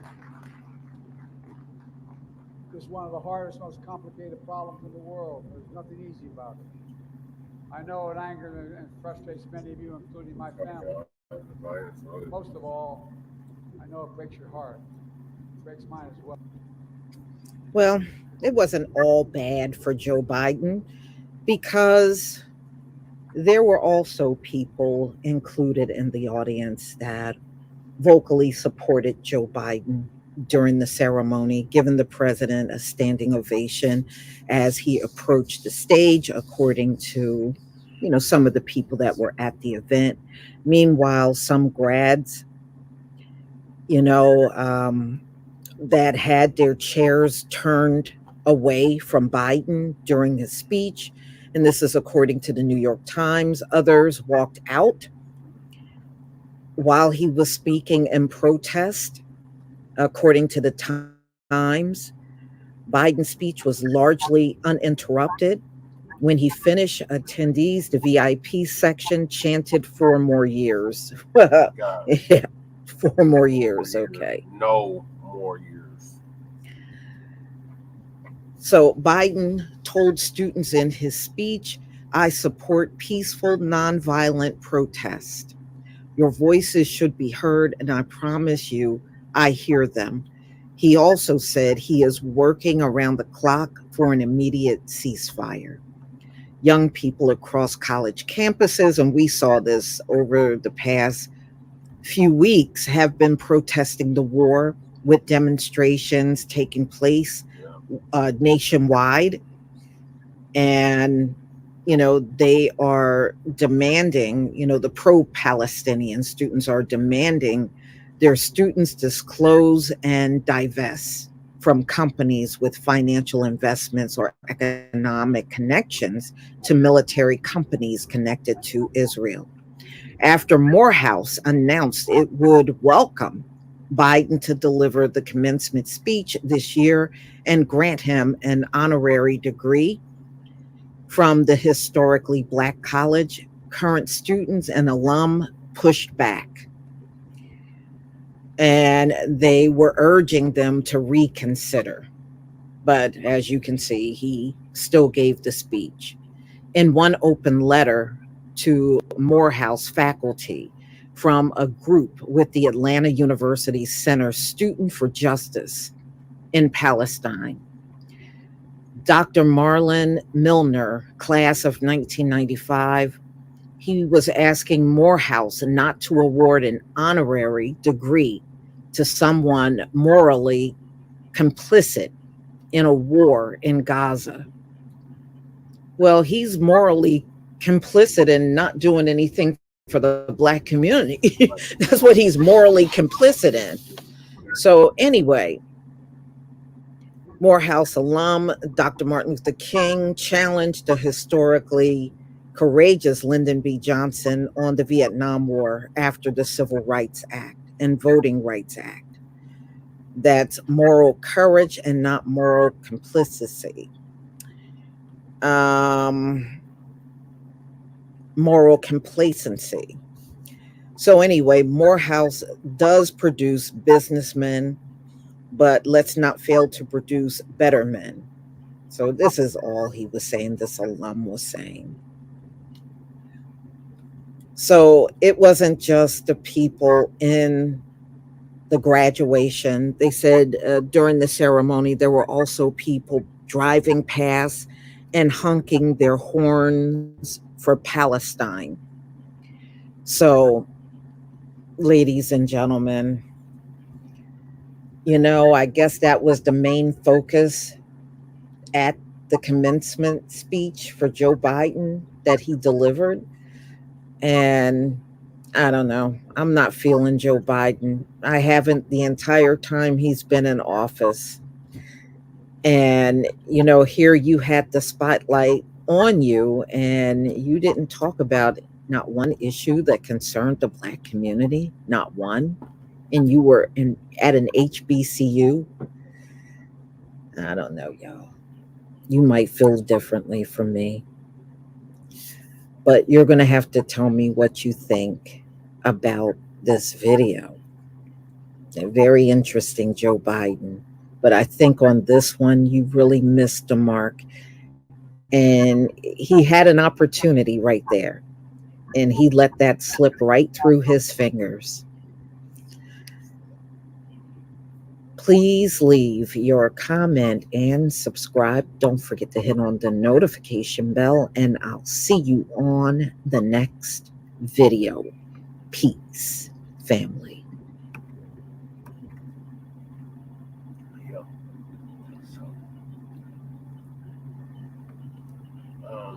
Well, shout out to Morehouse for turning their backs on Sleepy Jim Crow, especially since he turned his back on Black people and has not done anything to date to specifically benefit Black people in this country. So the same ones that he said had his back, like he was gonna have our back, like we had his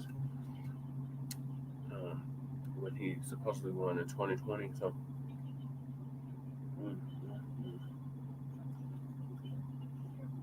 I wish they would have turned their back on him though for his lack of holding to his promises and doing something specifically for Black people. So the days are over. You Democrats continue to taking our votes for granted. And you'll see at the polls in November what it really is. So we'll keep y'all updated on what's happening in regards to Morehouse and Jim Crow Biden. Do better, black people, black family. You're gonna protest, especially protesting for the right reason, not something that has nothing, not for something that has nothing to do with us. Because at the end of the day, it has nothing to do with us. And people, they treat the black Palestinians and the black Israelis horribly.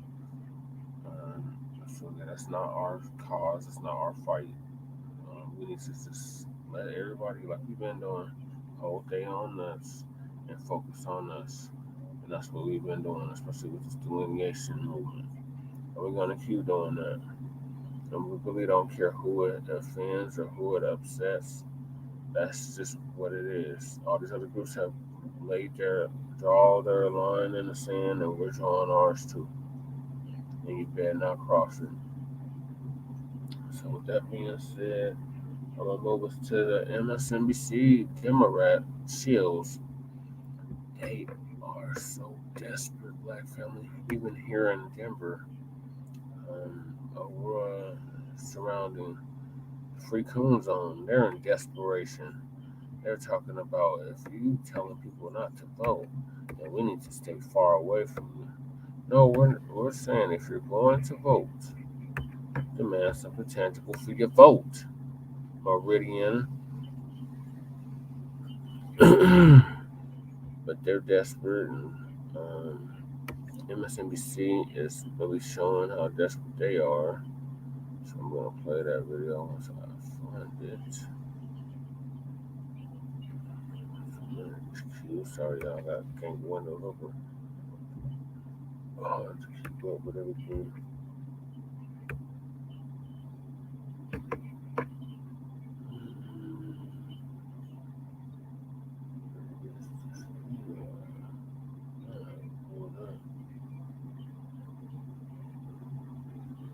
Hold on, bro. This is black women. Talk about history.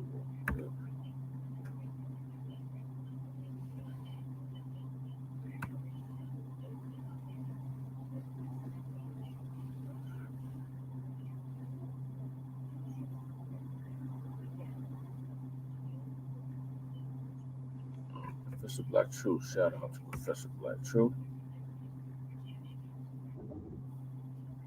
So, Professor Black Truth gonna give us an update on the MSNBC or MSDNC Democratic shills attacking black voters and compares not voting to Cardi B. So they're basically saying if you're not gonna vote for Sleepy Jim Crow or vote at all, then you are voting for the dump indirectly.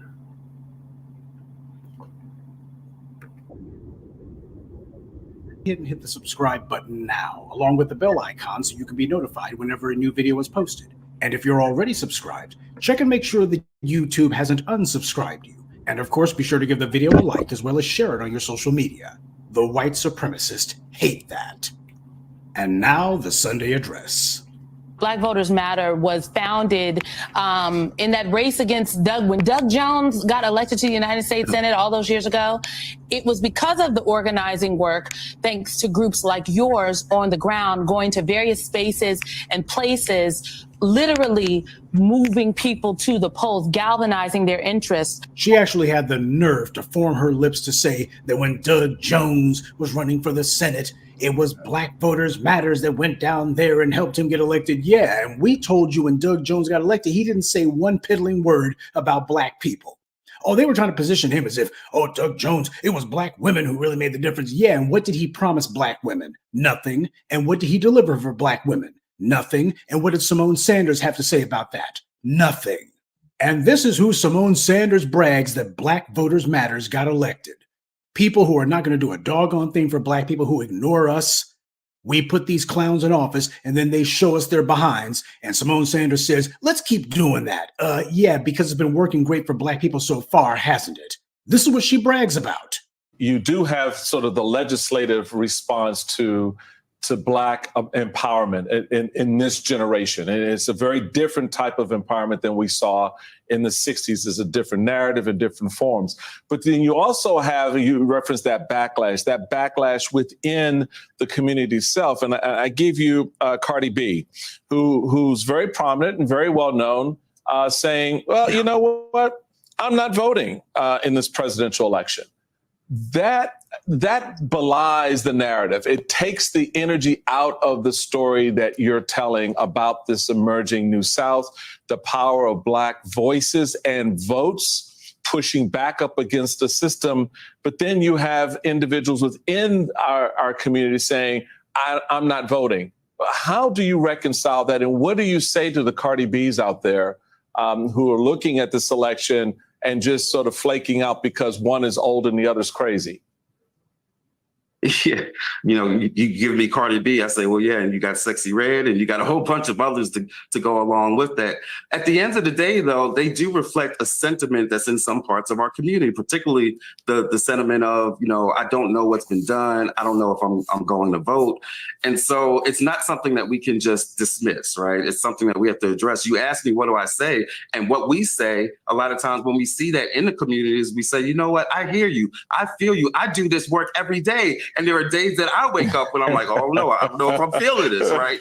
And so the first thing we do is to affirm that the frustration our folks are feeling is real, right? It's their lived experience, that it's not just something that's made up. But after we do that, now we're in a dialogue, right? Because we haven't just treated them like they're crazy or they're just lazy. Now we're in a dialogue and we can take the conversation forward to show them what exactly is at stake, to show them what exactly has been done, to show them why it is, how is this voting process connected to what it is that you want.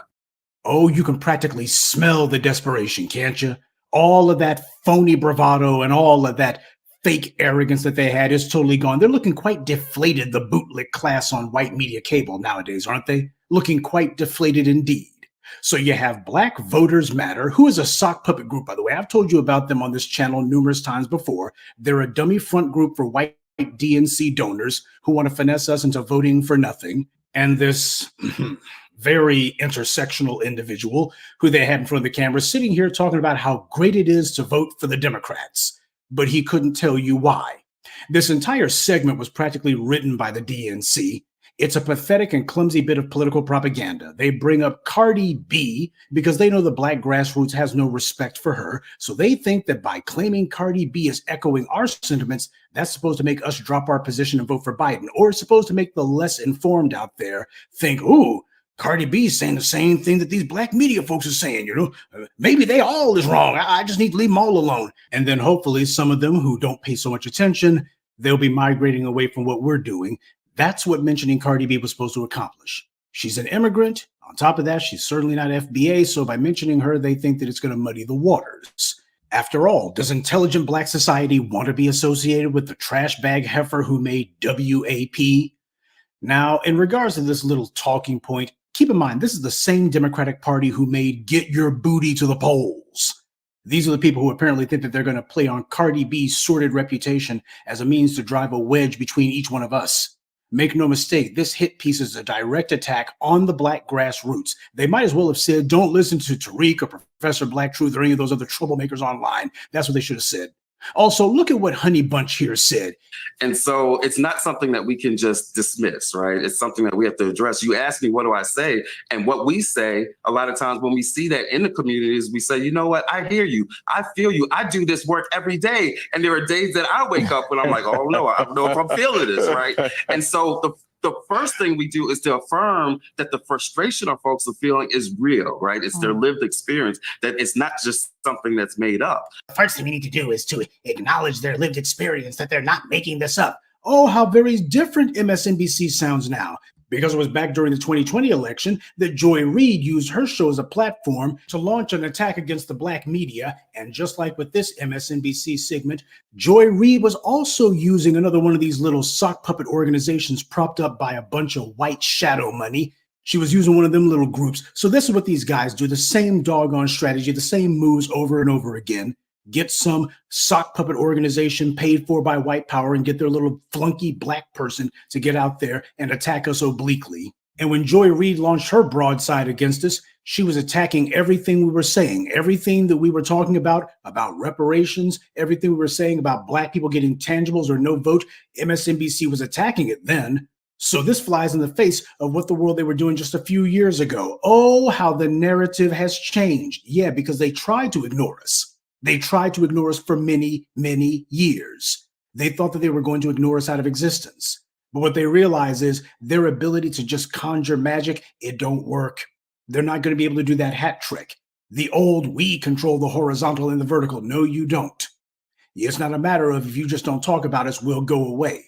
Unlike Black Voters Matters, unlike Simone Sanders, the white media didn't create us. White power didn't create the black media or black empowerment. It didn't create the black grassroots. So it doesn't have the power to destroy us either. They can ignore us all they want, and they did. They spent many years ignoring us and taking little slick shots at us, but we didn't go away, and we're not going to. So when he sits here pretending to be acknowledging what we're saying, yeah, this is coming after years of them thinking they would ignore what we were saying or misrepresent what we were saying or bury the truth under a mountain of lies. They tried to ignore us. Then they tried to say that our complaints and our grievances weren't happening. It was all a bunch of Russian bots. Yeah, it was Vladimir Putin who was talking about reparations. It wasn't us. That's what they were saying. How do you know that it's Russian disinformation if you see people talking about reparations? Joy Reid said that on her show. So that's what these guys were doing. They were saying that it wasn't our lived experience. Apparently, it was Vladimir Putin's lived experience. That's what they were saying just a few years ago. But since the narrative didn't take, and because they could not deflate or otherwise undermine our momentum, now they're having to pretend as if, oh, well, we're acknowledging that they're not making it up. Yeah, after years of claiming that we were. Or rather, after years of claiming that the Russians were making it up. You know what? I hear you. I feel you. I do this work every day. And there are days that I wake up and I'm like, oh, no, I don't know if I'm feeling this, right? He pretends to agree that we have a point and that he feels the same way we do. That's a rhetorical trick, by the way, used by sleazy salesmen in order to con people. They tell him, oh, I understand your objection. And, you know, I feel the same way if I were in your shoes. But here's why you should give us all your money for this crappy car. He's doing the exact same thing, because in the very next sentence, he says, now we're in a dialogue and we can take the conversation forward to show them what exactly is at stake, to show them what exactly has been done. Now there's a dialogue and we can take the conversation forward to show them what's at stake, to show them what exactly has been done. Now, did you see how he did that pivot? He went from saying, they have a point, I feel the same way, to saying, we need to move the conversation forward. But he doesn't say to move it forward to giving black people what we've been demanding. Instead, he just says we need to move forward to talk about what's at stake. In other words, let's move on. Yeah, you've given us your objections. We've heard it. Now let's move on. That's literally the same old shop-worn DNC sloganeering that we get every 4 years.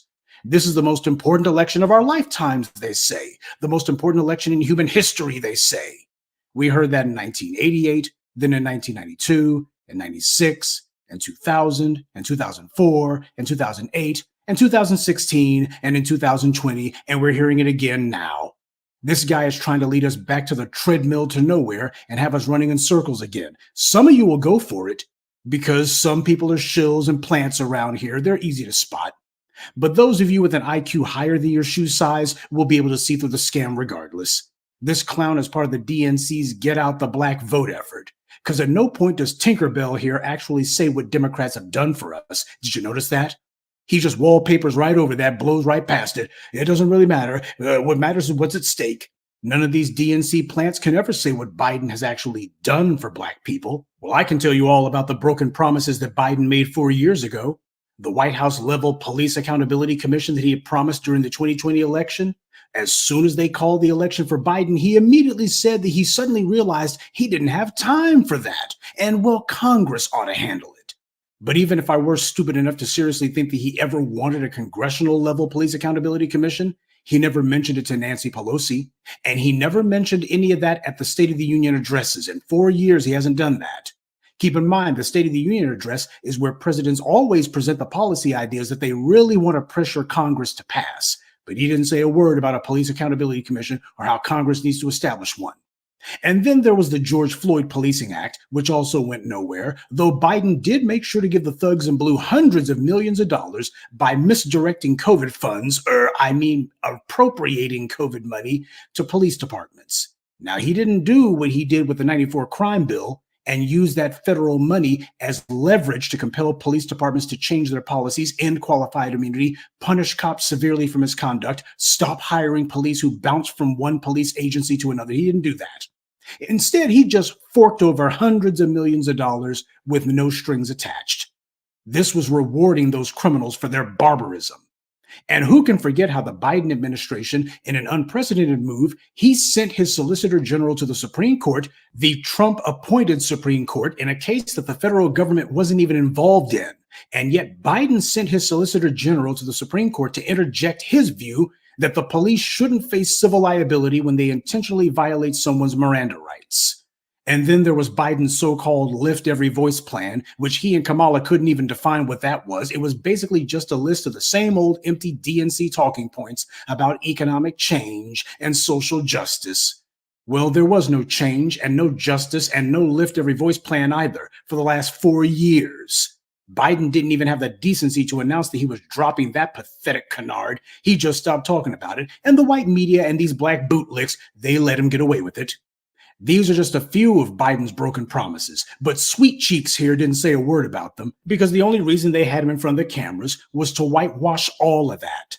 We're making demands, and this guy's job is to get us off of that, first by making a phony, pathetic pretense that he agrees with us. I hear you. I feel you. I do this work every day, and there are days that I wake up when I'm like, oh no, I don't know if I'm feeling this, right? This is how these sellout Negroes have always carried water for massa. I know yous is weary and tired of massa's lies and broken promises. Well, I's is weary too now. I'm one of yous. I's has bared your burdens too, just like yous. And I'm also weary of massa's lies. Some days I gets up and wonders, why is I still picking the cotton for massa? But you know what? There is other slave owners up the road named Massa Trump, and he's even worse than Massa Biden. So we got to support our good Massa now. Don't forget what's at stake now. Something else I need to remind you of, when Donald Trump became president, you had a lot of black people who were terrified, quaking in their boots, peeing their pants. But I and only a handful of others told you that Trump, racist as he is no worse than the Democrats that we suffered under. That was a big thing that I asked you 4 years ago. Please tell me what it was that the Democrats claim Trump is going to do that's worse than what Obama already let the Republicans do. They weren't protecting us from anything. Is that the big lie that I'm supposed to go for? Well, you better make sure Trump don't get in there. The Democrats is going to protect us. From what? When have they done it? When have the Democrats protected black people at all? What have they done to protect us? In fact, Trump would actually spend his time going after some of these other groups, you know, the ones who thought that they had found a comfortable place under white supremacy. He would show them, nah, white supremacy has no permanent plans for any of you other non-black groups either. And that's what happened. Some of these other groups who have been playing footsie with white supremacy, they got a hell of a wake-up call. That's what Trump did. Trump is not our friend. He's our adversary. No two ways about that. And Joe Biden is no better than Trump. No two ways about that either. Keep in mind, Trump didn't pass a 94 crime bill. Trump didn't make a bunch of false promises to us. In fact, he made none at all. Trump didn't pretend like he was going to support us. And as a result, we had no illusions about what we were up against. See, that's what a lot of black people fear. That's what they're actually scared of. With Donald Trump, you got no choice but to get off your butt and have to fight these white supremacists. See, with Biden and the Democrats, you can just tell yourself a sweet lie. You can hit the snooze button and pretend that, well, Biden's going to do something about these racists. People like being able to close their eyes and go back to goofing off again, which is what Biden represents to them. Okay, you voted for Biden. It's been 4 years now. The racists in the GOP are still attacking black people left, right, and center. And what has Biden done about it? He did the same thing Obama did, and Clinton, and Carter, and LBJ, and Kennedy, and Truman, and Roosevelt, and you get the picture. So somebody can tell Honey Bun that we're not going for the okie doke. And speaking of people who need to be put on notice, Simone Sanders was on CNN, And you remember when she lied through her teeth during the 2020 election when she claimed Biden had nothing to do with the mass incarceration of Black people that followed the passage of his 94 crime bill, or as he called it back then, Biden's law? Remember how she lied and claimed that it was actually the states who were locking up all those Black people and it had nothing to do with Joe Biden's crime bill? And then when Victor Blackwell debunked that lie, she then retreated to, well, the law isn't perfect, but... What he also said was, his comment was, what he also said was that the majority of folks that are incarcerated were incarcerated at the state level. And there's a reason for that. Let me put up the truth in sentencing incentives here. And I mean, there is a reason for that. But there's a reason. Let me put it up. Let me put it up on the screen, guys. The truth in sentencing section of the 1994 crime bill. This is page 21. It incentivized it offered billions of dollars to build new correctional facilities if states would increase the percentage of convicted violent offenders, increase the average prison time, increase the percentage of the sentence was there. Did this bill not incentivize putting more people in jail and keeping them there longer? Victor, I am not going to sit here and tell you the crime bill was perfect. There were some really great preventative things that it did. It took on the NRA, and then there was an overcorrection. What you're describing was an overcorrection. Yeah, Biden used to be real proud of his crime bill back in the day, but now he's been running from it for 20 years because it became a political liability. And today, Biden and his spokespeople try to act like he had no idea what was in the 94 crime bill. And hell, he certainly didn't even write it. He had nothing to do with it, don't you know? That's how they try to talk today. So this segment was nothing more than a paid DNC ad to get out the vote. You have these AstroTurf organizations paid for by these white shadowy donors. They put the word Blacc in the name of their little front groups. It's done as a form of branding. And then they have some sniveling Black front person who they pay. And this person gets out front and claims that they're the leader of the group when they're the leader of nothing. Well, we're not fooled. There's a Black media now waking the people up, shaking the people, and making sure that when the white media lies, we bring you the Black truth. We've been spending the last 4 years making sure to remind you of Biden's lies so that you don't forget about them. We also remind you how he's been doing things for everybody else except for us. Black people are the main victims of hate crimes in America. There's been an Asian hate crime bill, and now they're trying to pass an anti-Semitic bill, which would be nothing more than you can't criticize Israel. The Mother Emanuel Church massacre, the mass shooting in Buffalo, the one last year in Jacksonville, and a bunch of others that are individual murders, but all part of the exact same anti-Black hate crime pattern. And yet, no matter how many Black people get murdered, nobody's ever running around with their hair on fire saying, oh my God, we have to pass an anti-Black hate crime bill. And Biden won't even talk about it. What does that tell you? It's because he doesn't disagree with all these murders. He wants to cover for them and protect them. Now, the Democrats, they've been trying to split Black people along gender lines. They were pushing that crap heavy, but it didn't work. So now they're retreating to the respectability politics crap. And on a side note, if MSDNC thinks that we should vote for Biden, or rather vote for nothing, simply because Cardi B disagrees with that, then I'd like to know, why was Kamala Harris dancing to Cardi B back during her own pathetic failed presidential campaign? Now, you know some white DNC staffers set that up for her, and it was the epitome of cringe. But the Democrats had no problem with Cardi B back then. Her flash and trash routine was just fine with them when they were trying to reach out to Black female voters. And at the time, Cardi B wasn't saying anything critical about the Democrats, so they were fine with it. And it was Cardi B who set the frame for the Democrats to do that get your booty to the polls stuff. They were basically imitating the garbage that she puts out there. But now Democrats are singing a new tune, and Cardi B is the enemy. And while I agree that I'm not going to be following her, the reality is we never have been following her. She's the one who's following our lead because she damn sure wasn't talking like this before. And the white media knows that. They're using Cardi B as a proxy for us. She could have been anyone.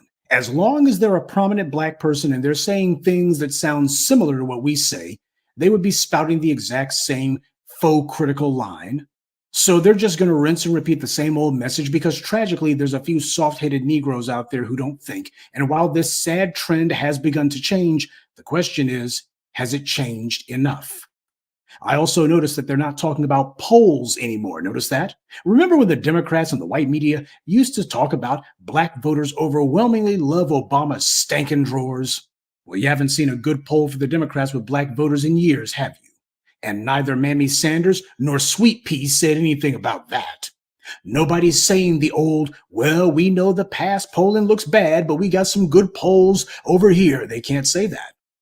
There's been a significant change in and of itself. Now, to be sure, the only poll that matters is the one on election day. But this is about how the bad guys can't dominate the narrative like they used to, and they know it. So regardless of whether this was meant to appeal to a few low information voters out there who don't pay attention, or maybe it was meant to appeal to some of those baby boomers and have them thinking, oh, that's some of that loud, raunchy music I don't like. I knew them folks online was up to no goods. No matter who it was meant to fool or deceive, it's not going to work. Simone Sanders is talking, and sure, the white media can give her a platform, but they can't give her legitimacy. That's the reason why they're bringing on these little sock puppets here, because they want to talk around what it is that we're saying, because they're terrified to actually talk to us, because as far as they're concerned, if we're even in the room, that would blow them out of the water. So yeah, they can go ahead and do all of this oblique stuff where they're taking slick shots at us, and they're using these proxies, but it won't move the needle. Because the black voters who are silly enough to listen to a Simone Sanders or to any of these black sock puppet groups, these people don't matter. And the black voters who do matter, you know, the ones who are under 50, those people know better than to listen to Simone Sanders, and they definitely know a sock puppet when they see one. So go ahead and keep sending in the clowns and keep repeating the same old stale talking points. But if there's anything that these guys should have learned but failed to learn at this point, is that when it comes to the black grassroots, we're in this for the long haul. This is not the most important election of our lifetimes. The only important election is the one where black empowerment is on the ballot. And until that election rolls around, we're not changing our position one bit. Good evening, and be one. Now, before we end this evening's video, I'd like to take a moment to congratulate Brother Tariq on his latest documentary, Microphone Check. As the black media, it's not enough simply for us to be online. That's where you gather people, but it's in the real world where you make moves, and he's certainly been doing that. The true history of the people who actually built this country has been suppressed and censored for far too long, and I got to salute the brother for the yeoman's work that he's done in helping to resurrect the truth and bring it back into the light. And for this latest documentary, all I can say is, well done. And in closing, I'd like to take a moment to mention some of our contributors. Liban Gurhan, 2 Gigabyte Entertainment, Zachariah Williams, Jerome Simmons, and Tom Anderson. Salute to them, and thank you to everyone for listening, liking, and sharing this message. Black empowerment only exists because of you.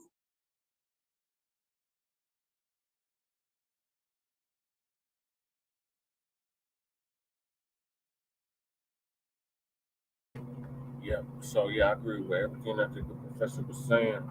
And these Democrats are super desperate. Me and Lady Che is sitting right here in the mile high income and illegal migrant from the city with the Jeff Fart crew and the free coon zone and all that.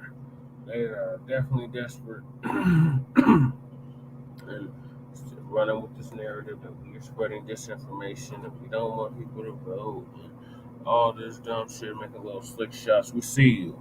We see you. We hear you. We see you. We hear you. We acknowledge your coonery and buffoonery, and you're not stopping shit over here, like we've been saying.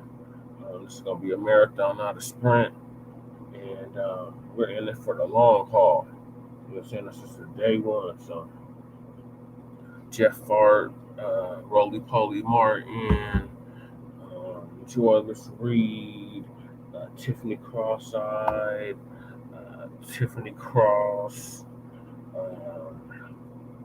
Cardi Sellers, Van Jones, all you Democratic shills, y'all don't control the pulse of black people no more. The old dead black media is exactly that, dead. It is the new black media that controls the minds and hearts of our people now, especially us that's under 50. So if you want to reach that group, you'll have to definitely be tuning into the new black media and not just trying to regurgitate our talking points, but actually put that stuff into practice. You have no legitimacy. We give you legitimacy, not the other way around. Jeff Fart and others. You Democratic shills need us more than we need you. And we already said we're going to put y'all out of business. So y'all are going to be without a job this year, and I can't wait. And y'all gonna be soul singing and flower bringing, bump on that. Come November 6th, when the dump, as in human shit, wins re-election. So you brought it on yourself, Democrats, and all the fear mongering in the world isn't gonna change that. You had the opportunity to change that the past 4 years by doing something specifically for Black people, and instead you just thought it was a game, thought it was a joke, and now you see fat meat is definitely greasy. So we told you so, and we're gonna continue to tell you so. But y'all can get mad all you want. We don't give a damn when you see us as daps and hugs. It ain't none of that. Keep that same energy that you have on that raggedy ass show. When you see us in person, especially when Juneteenth weekend. Because Juneteenth is right around the corner, and we're definitely gonna see you again. So all you free Coon Zone supporters, all y'all monks that support that nonsense, that Jerry Springer bullshit every Monday through Friday at 2 p.m. Mountain Standard Time, y'all relay that message loud and clear to him. Y'all don't control the Black vote. Y'all cannot shame us, shame, blame, and explain to us why we need to support the Democrats who have not supported us in the past 60 years. Have not done nothing specifically for us in the last 60 years. And the bullshit that they did 60 years ago is benefiting everybody but us. So y'all can keep on, and we're going to keep on with the keep on over here. And we'll see y'all at the finish line when y'all are out on the street begging for a cup of coffee, begging for food, begging for a place to stay, because y'all thought this was a game. And this is not a game, this is real, and we're about to put y'all all out of business, out of a job. That's not a threat, that's a promise. And it's going to happen, because y'all don't control the masses of our people no more. Y'all not going to dictate to us who we going to vote for or who we not going to vote for. In the days of us just voting just because y'all say so, or voting blue no matter who, because y'all say so, those days are over. Capiche? Understood, got it, good. Now, the next subject is the oldest survivor of the 1921 Tulsa race massacre, Viola Fletcher, celebrates 110 years alive on this planet. So she is one of 3 remaining survivors. Well, actually 2 now, because it's only 2 left now. Bessie and Viola. Van Hughes, who was a Denver native, or not native, but resident, he lived out the last of his days here in Denver, Colorado. Passed away last year at the age of 102, and that was her younger brother. And Viola Fletcher was, I believe, 6 or 7 when the Tulsa race massacre occurred in 1921. So she is the oldest survivor. And there was a lawsuit that Sleepy Jim Crow Biden, DOJ, could have done a better job and actually got these survivors, the remaining survivors and their descendants, justice and reparations for what happened to the over 100 years ago. What did Sleepy Jim Crow Biden do? Nothing. And then the judge in Alabama, not Alabama, Oklahoma, that crooked ass judge, she did something where she didn't want the case to get heard, or she wasn't going to honor the demand. We had covered this in our 3rd season of the Front Run Black News. So go back and listen to our archives, and you'll find it, what exactly it is that she said. But we're going to give Viola Fletcher her flowers now. Because she's 110 years, she ain't got too much time left. She's like 110. That's a long time to live, y'all. I mean, she's been alive since the early 1900s, 19 teens, since like World War One, before World War One. So around the time of World War One, so they was telling us to get over something, and that was a long time ago.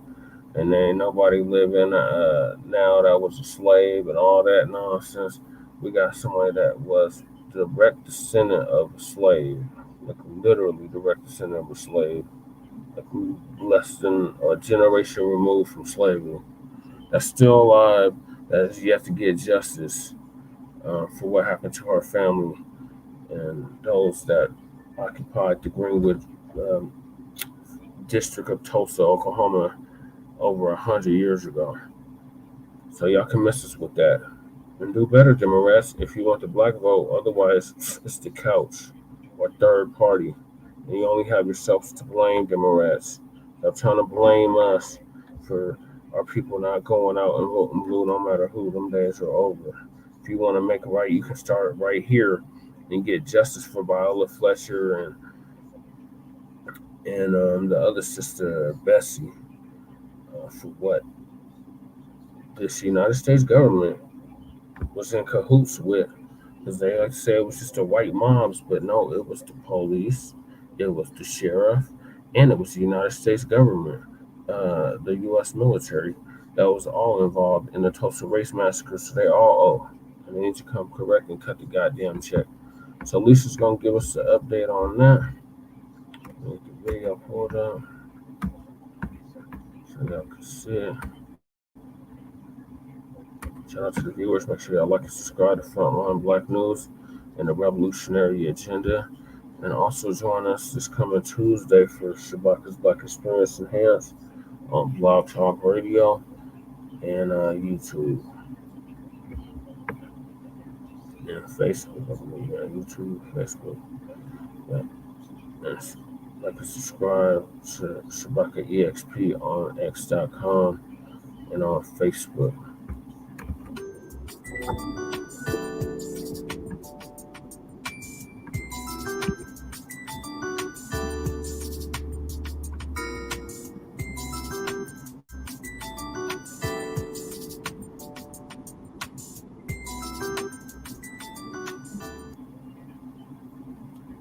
Ladies and gentlemen, you may remember Viola Fletcher. She is one of the Tulsa race riot victims that's still alive.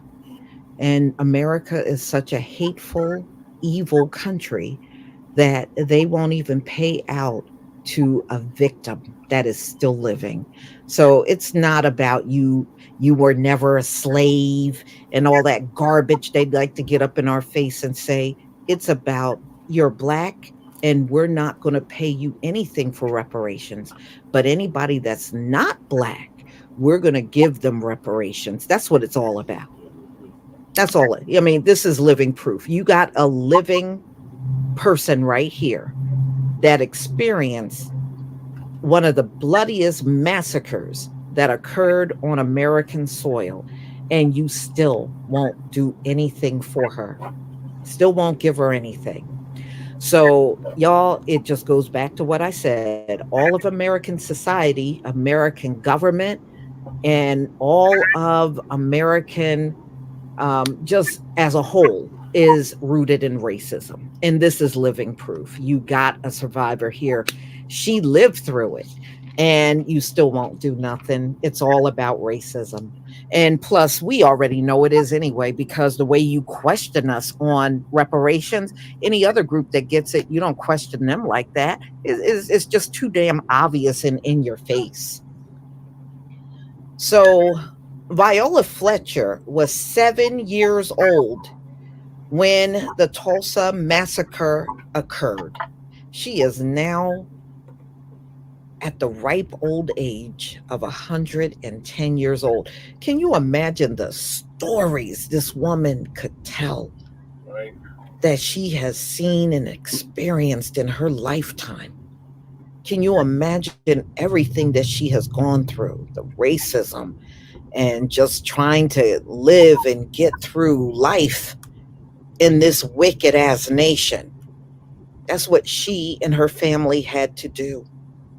You know, when I reflect back on my grandparents when they were still living, and when they told us what it was like in the Jim Crow South, I just can't imagine how I would have lived through that.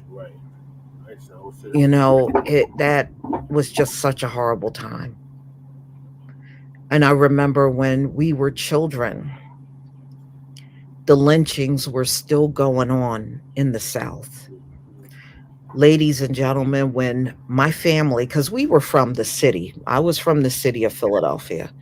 So I didn't experience seeing newspapers with people hanging. But when we went down south and there was a lynching, it would make the front page. So what my grandmother would do, or some people would be tarred and feathered, and then they would put a sign around them and everything. So when we would come down to the South, my grandmother didn't want us to be traumatized by seeing the newspaper and seeing those things in the paper. So she would take the newspaper and try to hide it. And we would always find it. And you would just, it was horrible what was going on down there at the time. And I was just a small child. But I even had sense enough to understand how these mobs were grabbing Black people and hanging them and tar and feathering them. Yes, you know, when I was coming up, that stuff was still going on in the South. It was still happening. And so when I look at this 110-year-old woman, ooh, just the things, I bet you could probably take her life story and make 2 to 3 movies out of it. For real. So when the Tulsa massacre occurred, she was only 7 years old when she heard about a Black man being accused of assaulting a white woman on an elevator, which sparked the massacre. And now she is over a century years old. That is just crazy. And she is the oldest living Tulsa survivor. Now, one man died maybe about a year or 2 ago. That was her brother. That was her brother, her younger brother. And I think he made it until like 102 years old. Yeah, that's her brother. Longevity in that family, you know, despite the fact that these folks have gone above and beyond to try to make us feel like you don't live as long as us. Yeah, well, that ain't panning out to be true. I bet if I pulled 10 of my subscribers, they could probably tell you about people in their family that's 90, 100 years old. Many of us have that in our family. I do. Okay, I do.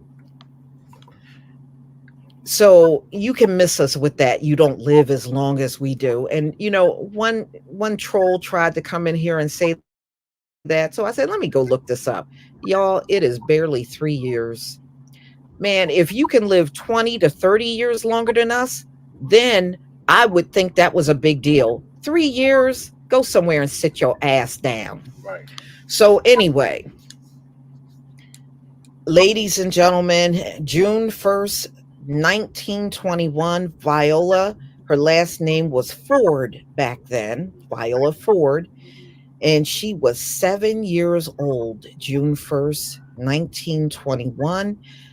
And she said she has lived out that riot in her head all throughout her life. Can you imagine the trauma of what she saw that day? Seeing the dead bodies and everything. I mean, that had to be very traumatic for a 7-year-old. So I certainly can understand how she would have lived through that trauma for the rest of her life. So she said the riot jumped off at the courthouse. And it's always the same way. That's how they start these riots trying to fake up a scenario, and it's always the white woman. It just over and over and over, all of these stories, the white woman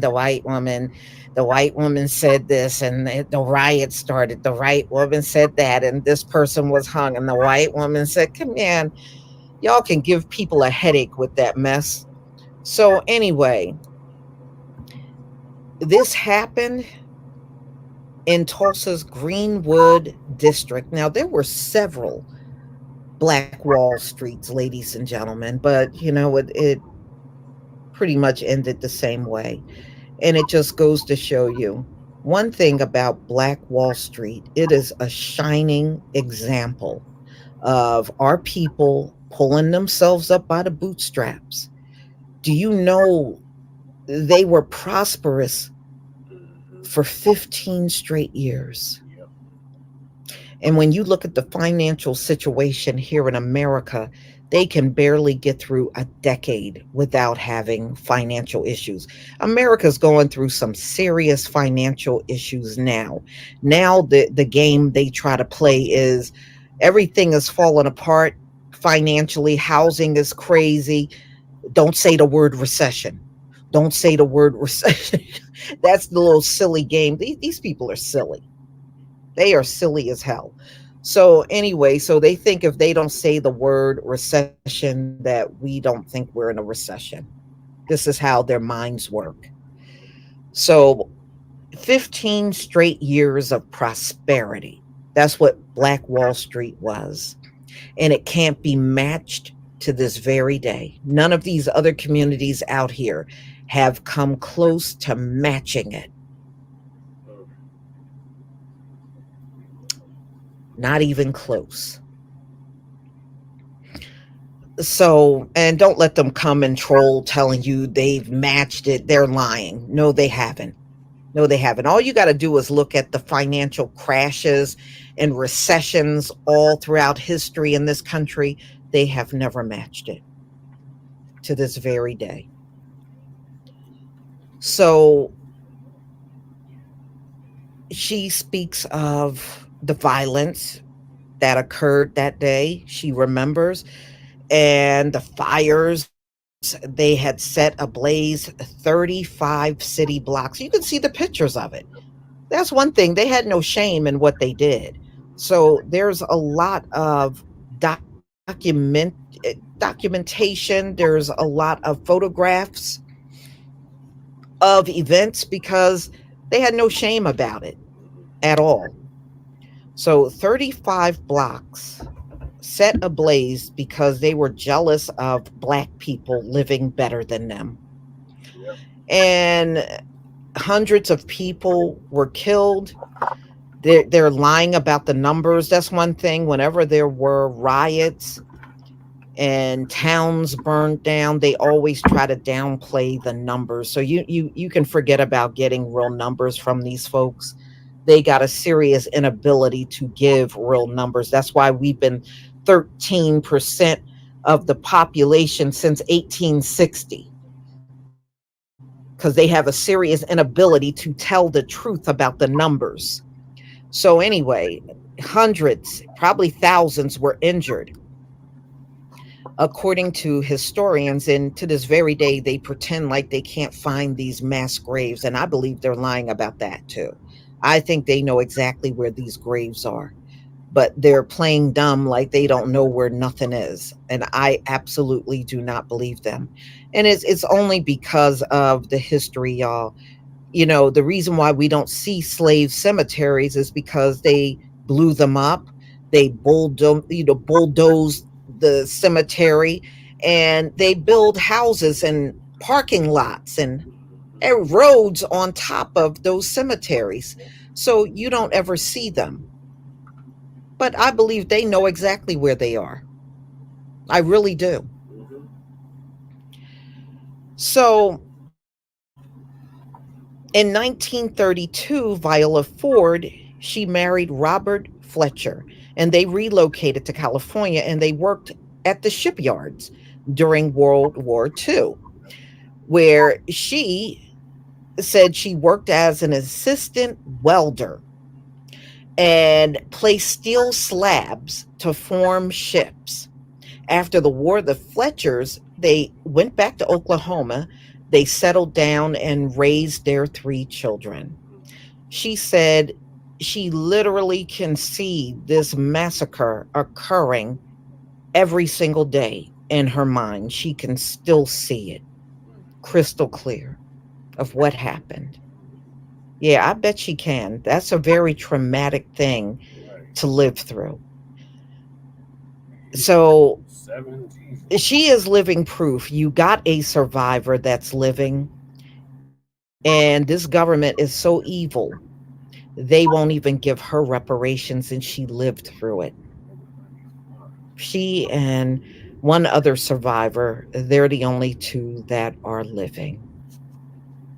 And 2 people, and you still won't give reparations to those 2 people. So it's not about you didn't live through this, you weren't a slave. It's not about that. It's about racism. You hate us to the point where you don't feel you have to pay for the atrocities that this place has caused us. We didn't do these things to ourselves. We're not even doing it to ourselves to this very day. This place is wicked and evil. And if you're non-Black and they did something to you, it's okay to give reparations. If you're Black and they did evil to you, no, don't pay them nothing. It goes back to what I told you. All of America is rooted in racism. It is to this very day. They act like after slavery, nothing else happened to us. That's how they try to play it, and it's just not working. It's not working, and it's not gonna work. But they keep trying to take you down a path that is just not working. It's not working. It is not working that you keep saying we're not slaves, but you ignore all of the other atrocities that happened after slavery. So, you know what? The next time you want to say that to us, don't. Just miss us all, for real. So, y'all, well, congratulations to Viola Fletcher for 110 years of life on this planet. And she debunks all of that BS about us not living long, okay? And, you know, I bet you if you came in my comment section, the majority of the people in my comment section can tell you about people in their families in their 90s and over 100 years old. I certainly can. And I know I'm far from the only one within our community. Nice try, though. Nice try. Y'all, please tell me what you think about this story. Please leave your comment and subscribe. Don't forget to hit on the notification bell, and I'll see you on the next video. Peace, family. And don't forget to do the same for Frontline Black News and the Revolutionary Agenda. Yes, so congratulations to Miss Viola Fletcher. She made it to 110, y'all. I would like to just see half of that. So that's a testament in itself. 110 years. I just couldn't imagine. Like Lisa said, they could write whole stories, books, and films on what she's lived through in that 110 years. So shout out to her, and rest in power to our brother who stayed at the Capitol Towers here in Denver, Colorado, who passed away last year. I had the opportunity of meeting him during my mayoral campaign right before he passed away. So rest in power to Mr. John Van Hughes. He was 102. But yeah, Lisa's like, I agree with Lisa. Like, I have family members that lived into their 80s and 90s, so that it's a lie that we don't live as long as them. We are life expectancy isn't as high as theirs. It's only like 3 years difference. So, I mean, they try to act like Lisa said it's a 10, 20-year difference. No, it's not. So, we're going to give Miss Viola Fletcher her flowers now. Ain't no telling if she got another year or two left. I mean, people don't live that long, usually. But we'll see. Hopefully before she passes away, she can get some damn justice, some compensation for what she had to witness as a young child. Tulsa race massacre. So we'll keep y'all updated on that. So it's almost at the 3-hour mark, so I am going to try to get to these last two topics real quick. And that is one of the sisters from the African Diaspora News Network, Emma. She faced backlash and accusations of racism for promoting a Black-owned grocery store. And then Kaylee Gain, the one that attacked that sister in LA, I believe it was in California, South Central. And she tried to say that the sister had attacked her or something. She's trying to claim self-defense or whatever. The family is backtracking the narrative about what really happened.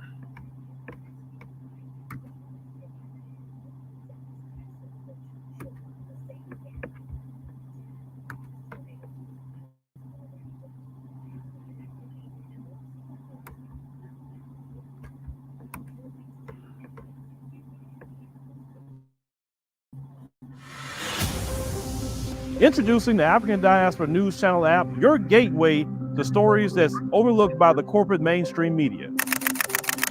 And we serve as the voice to the so-called Black community. Again, we got Dr. Candace Matthews. A lot of these documents, looking at. We are committed to informing and educating through the power of media. This country is supposed to be about the land of the free for all. It has not been free for Black people, and we are tired. With our platform, we're helping to end injustice by exposing it. Join us in standing for excellence in journalism and serving our community. Download the African Diaspora News app today.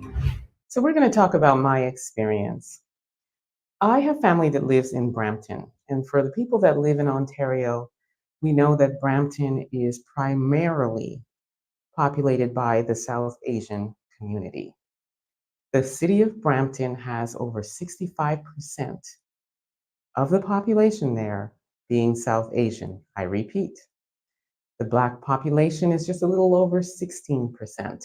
And then we have a mix of other minorities, including the folks as well. So I have family that lives in Brampton. I happen to be in the city, and I found out that there was a Black-owned grocery store by the name of No Frills. No Frills is a chain that falls under the Loblaws group of stores, and under Loblaws, there are several other stores. No Frills is known to have a lower price point with groceries, so it's quite popular. Knowing that the South Asian community is very heavily populated in Brampton, I say again, I was actually very excited that there was a Black-owned grocery store in Brampton, because if you go to any store, restaurant, bank, mall, and the stores within the mall, anywhere you go, gas station, I can go on and on, it is owned and operated by the South Asian community. They employ only their people, they take care of their people, they build with their people, by their people, for their people. So again, my excitement, I said, we need to go check out this Black-owned No Frills. So I decided that I was going to go on my TikTok and say, hey, give a shout out to the store, come check it out. To the brothers and sisters that live out in Brampton, you need to come and support this Black-owned store. So take a look at my little TikTok video and then we'll discuss further. Hey everyone, so I'm in Brampton and there is a Black-owned No Frills. we're going to go inside and check this out because Brampton is known to have more of a South Asian community. So finding a Black-owned No Frills is huge. So we're going to go in and check it out. Here it is. So any Black people that live out in Brampton, Dave's No Frills. I'm going to go check it out. So I'm inside the Brampton, and look, here is the owner's picture right there. Wait, there he is. Hold on. There is the owner, Dave. So we're going to go see what's going on here. Black-owned. Black-owned. Black-owned. So as you can see, we're excited. We checked it out. The prices were super good. And as you can see, even some people from the South Asian community shopped there. They have some employees that are some of them folks, and they have mostly Black employees. So this was a huge excitement. Well, let me tell you, family, when I posted that on my TikTok, them folks came for me, as well as somebody from the South Asian community and somebody from the Hispanic community. They said things like, "You're a racist." I got that one a couple of times. I was told, "Why does everything have to be about race?" FOH. One person listed a whole bunch of Black type of foods that we would probably have, like ham hocks and pig feet and black-eyed peas, and he's saying, you know, who gives a you-know-what about this Black-owned No Frills? And then we got, why does everything have to be about race? And we had one of them folks say, what about if I said that, hey, here's a white-owned store? Well, we don't care.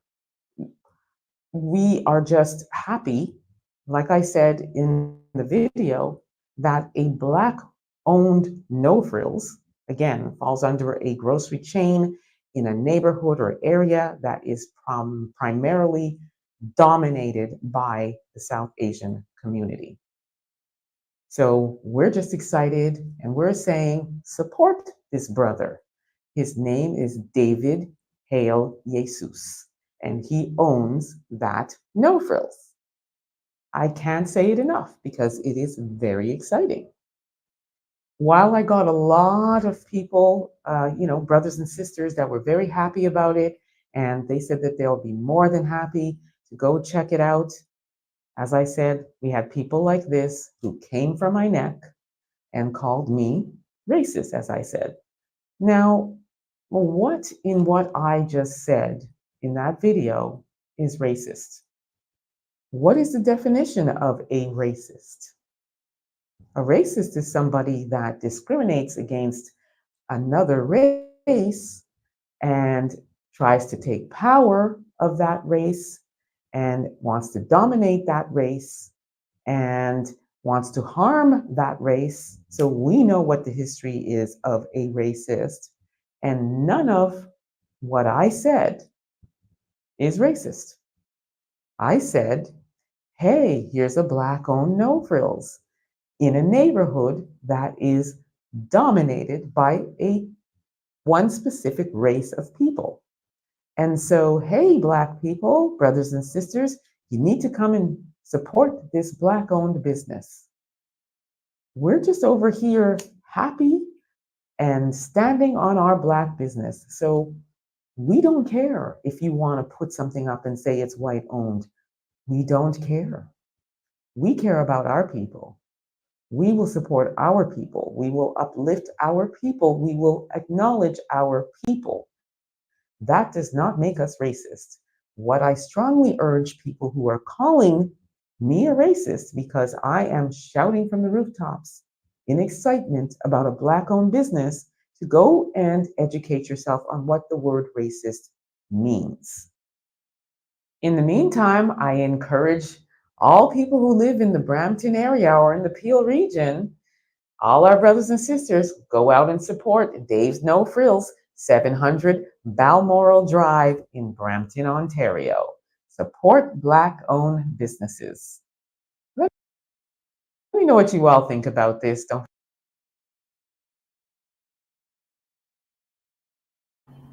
Yes, I agree. Support all Black-owned businesses. Yeah.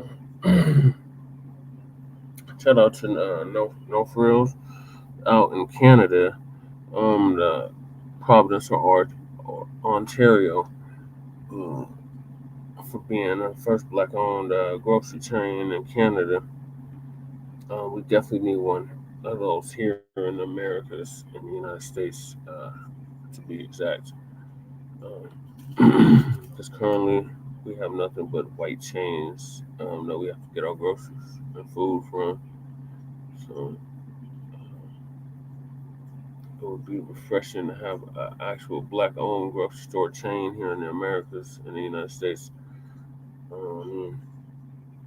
Because Canada is still part of the Americas, it's just a different country and the continent of North America.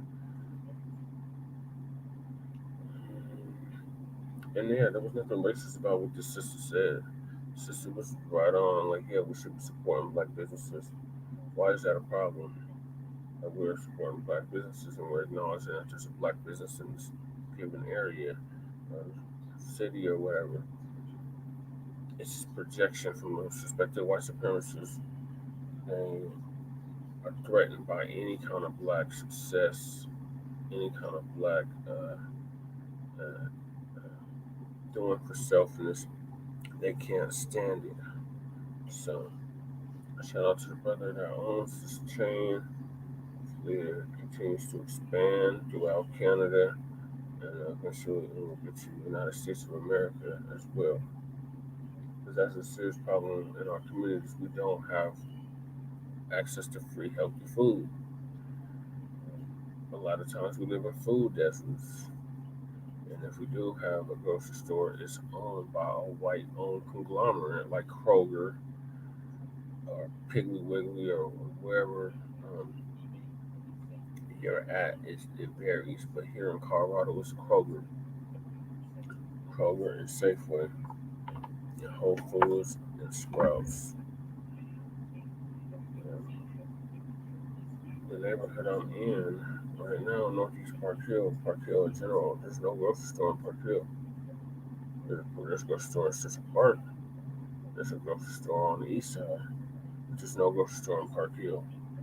And we had a whole campaign in 2022 to get the conservation easement lifted for the Park Hill golf course, so we could have that in Park Hill. And Jeff Fart and others said, no, we need clear blue, what was it, blue skies and fresh air. That's what they kept running with, clean, safe and clean narrative that they kept running with. And now there's just a dog park, no golf course, just a dog park where these gentrifiers walk their dogs and let them poop and crap, piss and crap all in the park.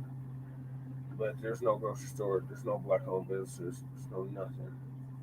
So, again, you only have yourself to blame for this madness. You want to drink the Kool-Aid that Jeff Ford and others is giving you, and the overwhelming amount of the caucasoids came out in support of keeping this a golf course and not lifting the conservation easement that Webb had put in place back when he was the mayor of Denver, Colorado in the mid-90s.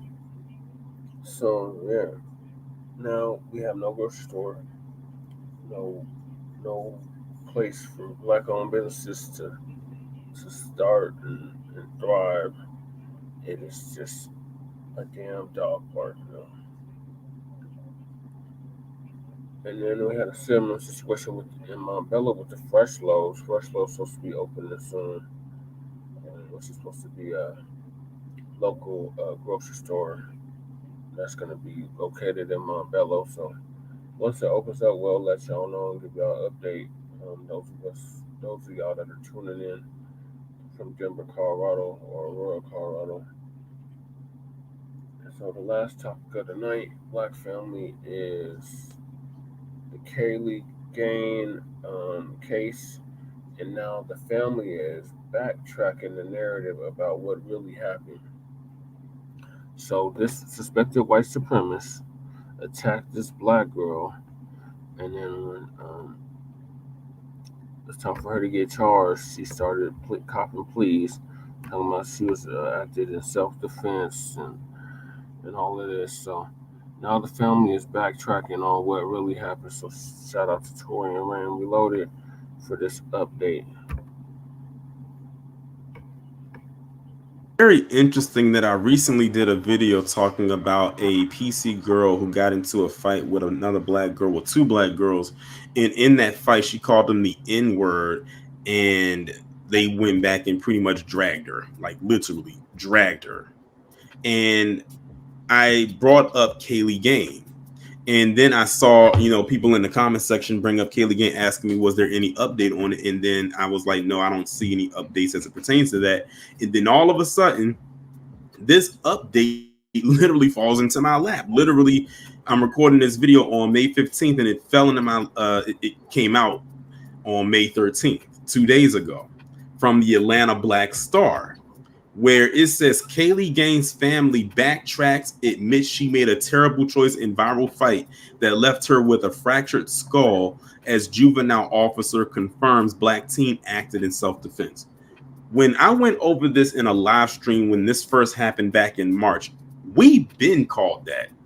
We said and looked and broke down everything possible at the time that was available to us, that this girl, Kaylee Gain, was a straight up troublemaker. She's not the angel that, or the delicate flower that they tried to make her out to be, but because of the optics of it, with her being a white girl, and Nycteegurl, who y'all see on y'all screen, for some of you this may be y'all first time seeing her picture, is a black girl, and then on top of that she's a dark-skinned black girl, so you already know they already framed it another way. Like, I've seen people even go as far as, and I talked about this in that live stream, where they were trying to say, well, because of her skin tone and because she was a slightly bigger girl, that means she had a certain level of testosterone in her, basically trying to imply that she was more masculine than feminine and all types of stuff like that. I got a question for all of those individuals, and they know exactly who they are, who had something to say about Nycteegurl at the time. What do y'all have to say about this new revelation? My guess is probably absolutely nothing. Even when it came out that Marnice was a straight A student, she had good grades and all of that good stuff, and mentioning all her accolades, much like in the vein that they like to do when it comes to PC individuals. When they commit these levels of crimes, they start to run down their resume to try to absolve them from the wrongdoings that they commit. They did not give her that same grace. I'm not even surprised. They even went as so far as when Kaylee had raised like $420,000 in a GoFundMe, they ended up, you know, let me not get ahead of myself. When Nycteegurl family had started up a GoFundMe, they shut it down instantly. They shut it down. So, and the thing is, when I went to go look at it to see if I can contribute anything, I couldn't, because it said, oh, this GoFundMe doesn't exist. So I don't even know how much money Marnice even made. And this was, of course, to pay for lawyer fees and attorney fees, you know, to take the weight off of her parents. But they shut it down. But they let Kaylee Gain stay up, and she raised over almost $500,000 within a few days. So again, they took a fight that was going on between these two girls and they made it a racial thing. But these are the same people that love to say, we make everything about race. That's why whenever they say that, I already know what kind of mindset that they have. Now, to go further a little bit more into the actual story, it says that the testimony came as attorneys tried to persuade a judge to release the 15-year-old, talking about Marnice, to her family from a juvenile facility where she's been at since the fight happened. That's what she's been at since March. They were trying to get her released to be home, and probably, you know, most likely wearing a monitor device. And even with all of the stuff that came out, even with Kaylee Gain's family saying what they said about everything, they still decided to keep Marnice locked up in that juvenile facility. Even with all the evidence and everything that they had, they still kept her in there. Why? Because they tried to claim she's still violent and that she's just a danger to outside society because of the video. That's it. Even though Kaylee Gain's family even came out and said what they said. Like practically, it was another article that came up like a month ago from Atlanta Black Star, where it said Kaylee Gaines' parents says it doesn't matter. The text revealed that both teams agreed to meet to fight. So this wasn't a one-sided thing. It's not like Marnice went to her to go and, you know, beat her. And even then, her parents were still trying to say that she should be charged as an adult. I saw so many of those comments. They kept trying to say that Marnice needs to be charged as an adult. Mind you, she's only 15. But they wanted her to be charged as an adult so bad. They said multiple teachers also testified about Marnice's academic success and good behavior in court on Friday. They also went on to say that the 15-year-old skipped the 7th grade and was on the honor roll, according to those who took the stand. So even, like, again, when they're running down this girl's resume, it was still not enough.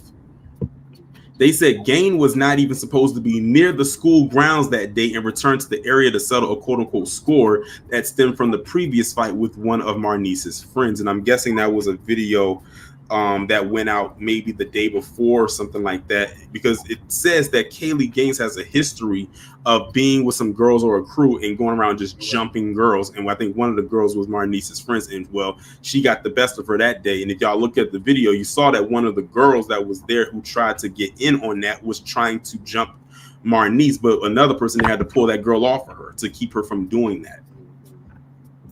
They said members of Kaylee's family seemed to backtrack an impact statement to the court. And they said, while our daughter will in all likelihood need lifelong medical care and therapy to overcome the injuries and trauma that were inflicted on her, we pray that the juvenile shows remorse and takes accountability for her actions. Wait a minute.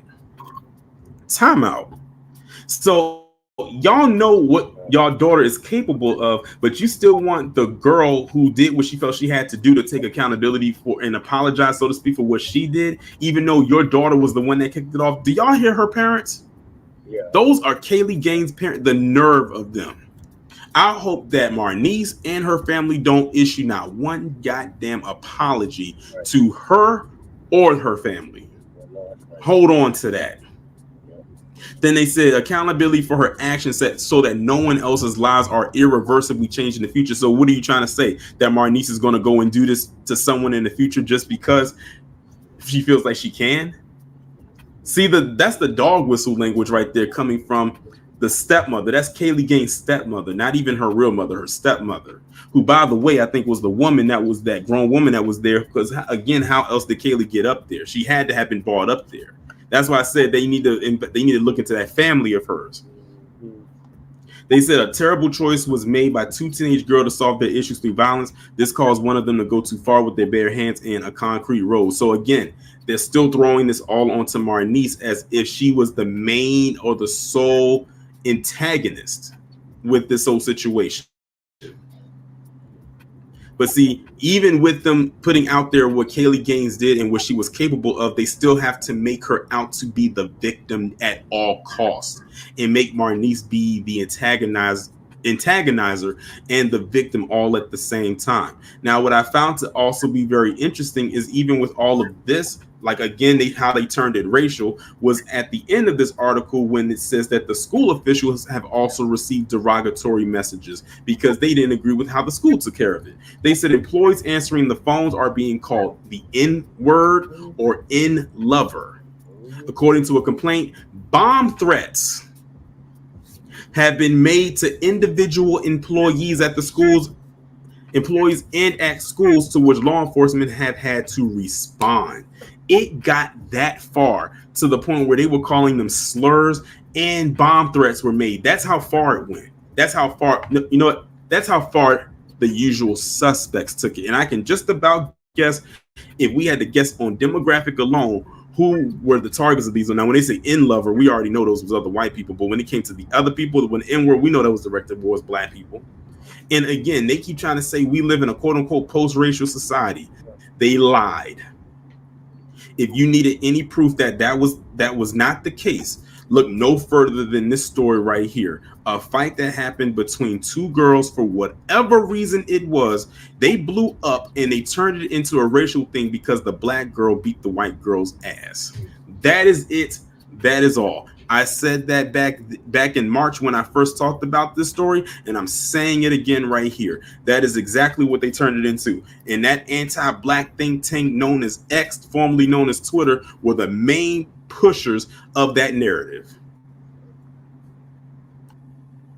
Well, tonight, ladies and gentlemen, the Black church is slowly starting to admit. All right, y'all. So yeah, shame on Cardi gang, shame on her family, shame on the white supremacists in general. They were trying to run with this narrative that this sister had wrongfully attacked this white girl, when in fact the white girl had attacked her. The white girl had ran with a whole crew of little white girls that were going around attacking people at school. So yeah, that girl been a problem for quite a while. And she messed with the wrong one, and she had to pay for it. So just take that as a reminder. Don't fuck with the wrong one. Don't think that you're just gonna bully everybody and everybody's just gonna put up with your bullying. No. Just see cockatours. Like no, them days are over. White privilege, white entitlement. Them days are over. So thank y'all for tuning into this episode of the Frontline Black News, Season 4, Episode 8, Part 2 of the Frontline Black News on this Memorial Day weekend. Which you can thank the Foundation of Black Americans for, because this is a Black holiday. It's the reason why we have a Memorial Day is because of Black soldiers. Black soldiers were not allowed to bury our dead, our veterans. So Declaration Day became Memorial Day, and it's directly from Foundation of Black Americans Descendants of American Child Slavery. So you're welcome, freedmen. So you're welcome, those of you that are celebrating this weekend and have a day or several days off of work, and you're able to spend time with your family. We thank FBA for that. So thank y'all for tuning in. Make sure y'all like and subscribe to Frontline Black News on YouTube and Facebook, The Revolutionary Agenda on YouTube and Facebook. It's your Baccs Black Experience Enhanced on Facebook and Twitter, now X. And join us this Tuesday for Baccs Black Experience Enhanced at a regularly scheduled time of 7 p.m. Mountain Standard Time on StreamYard and Blog Talk Radio. So thank y'all for staying up late with me. Y'all have a blessed Memorial Day, and we will see y'all later on. Part 3 of the Frontline Black News, Season 4, Episode 8. So peace, love, light, reparations, and separation, and Black empowerment. We'll see y'all then. Peace.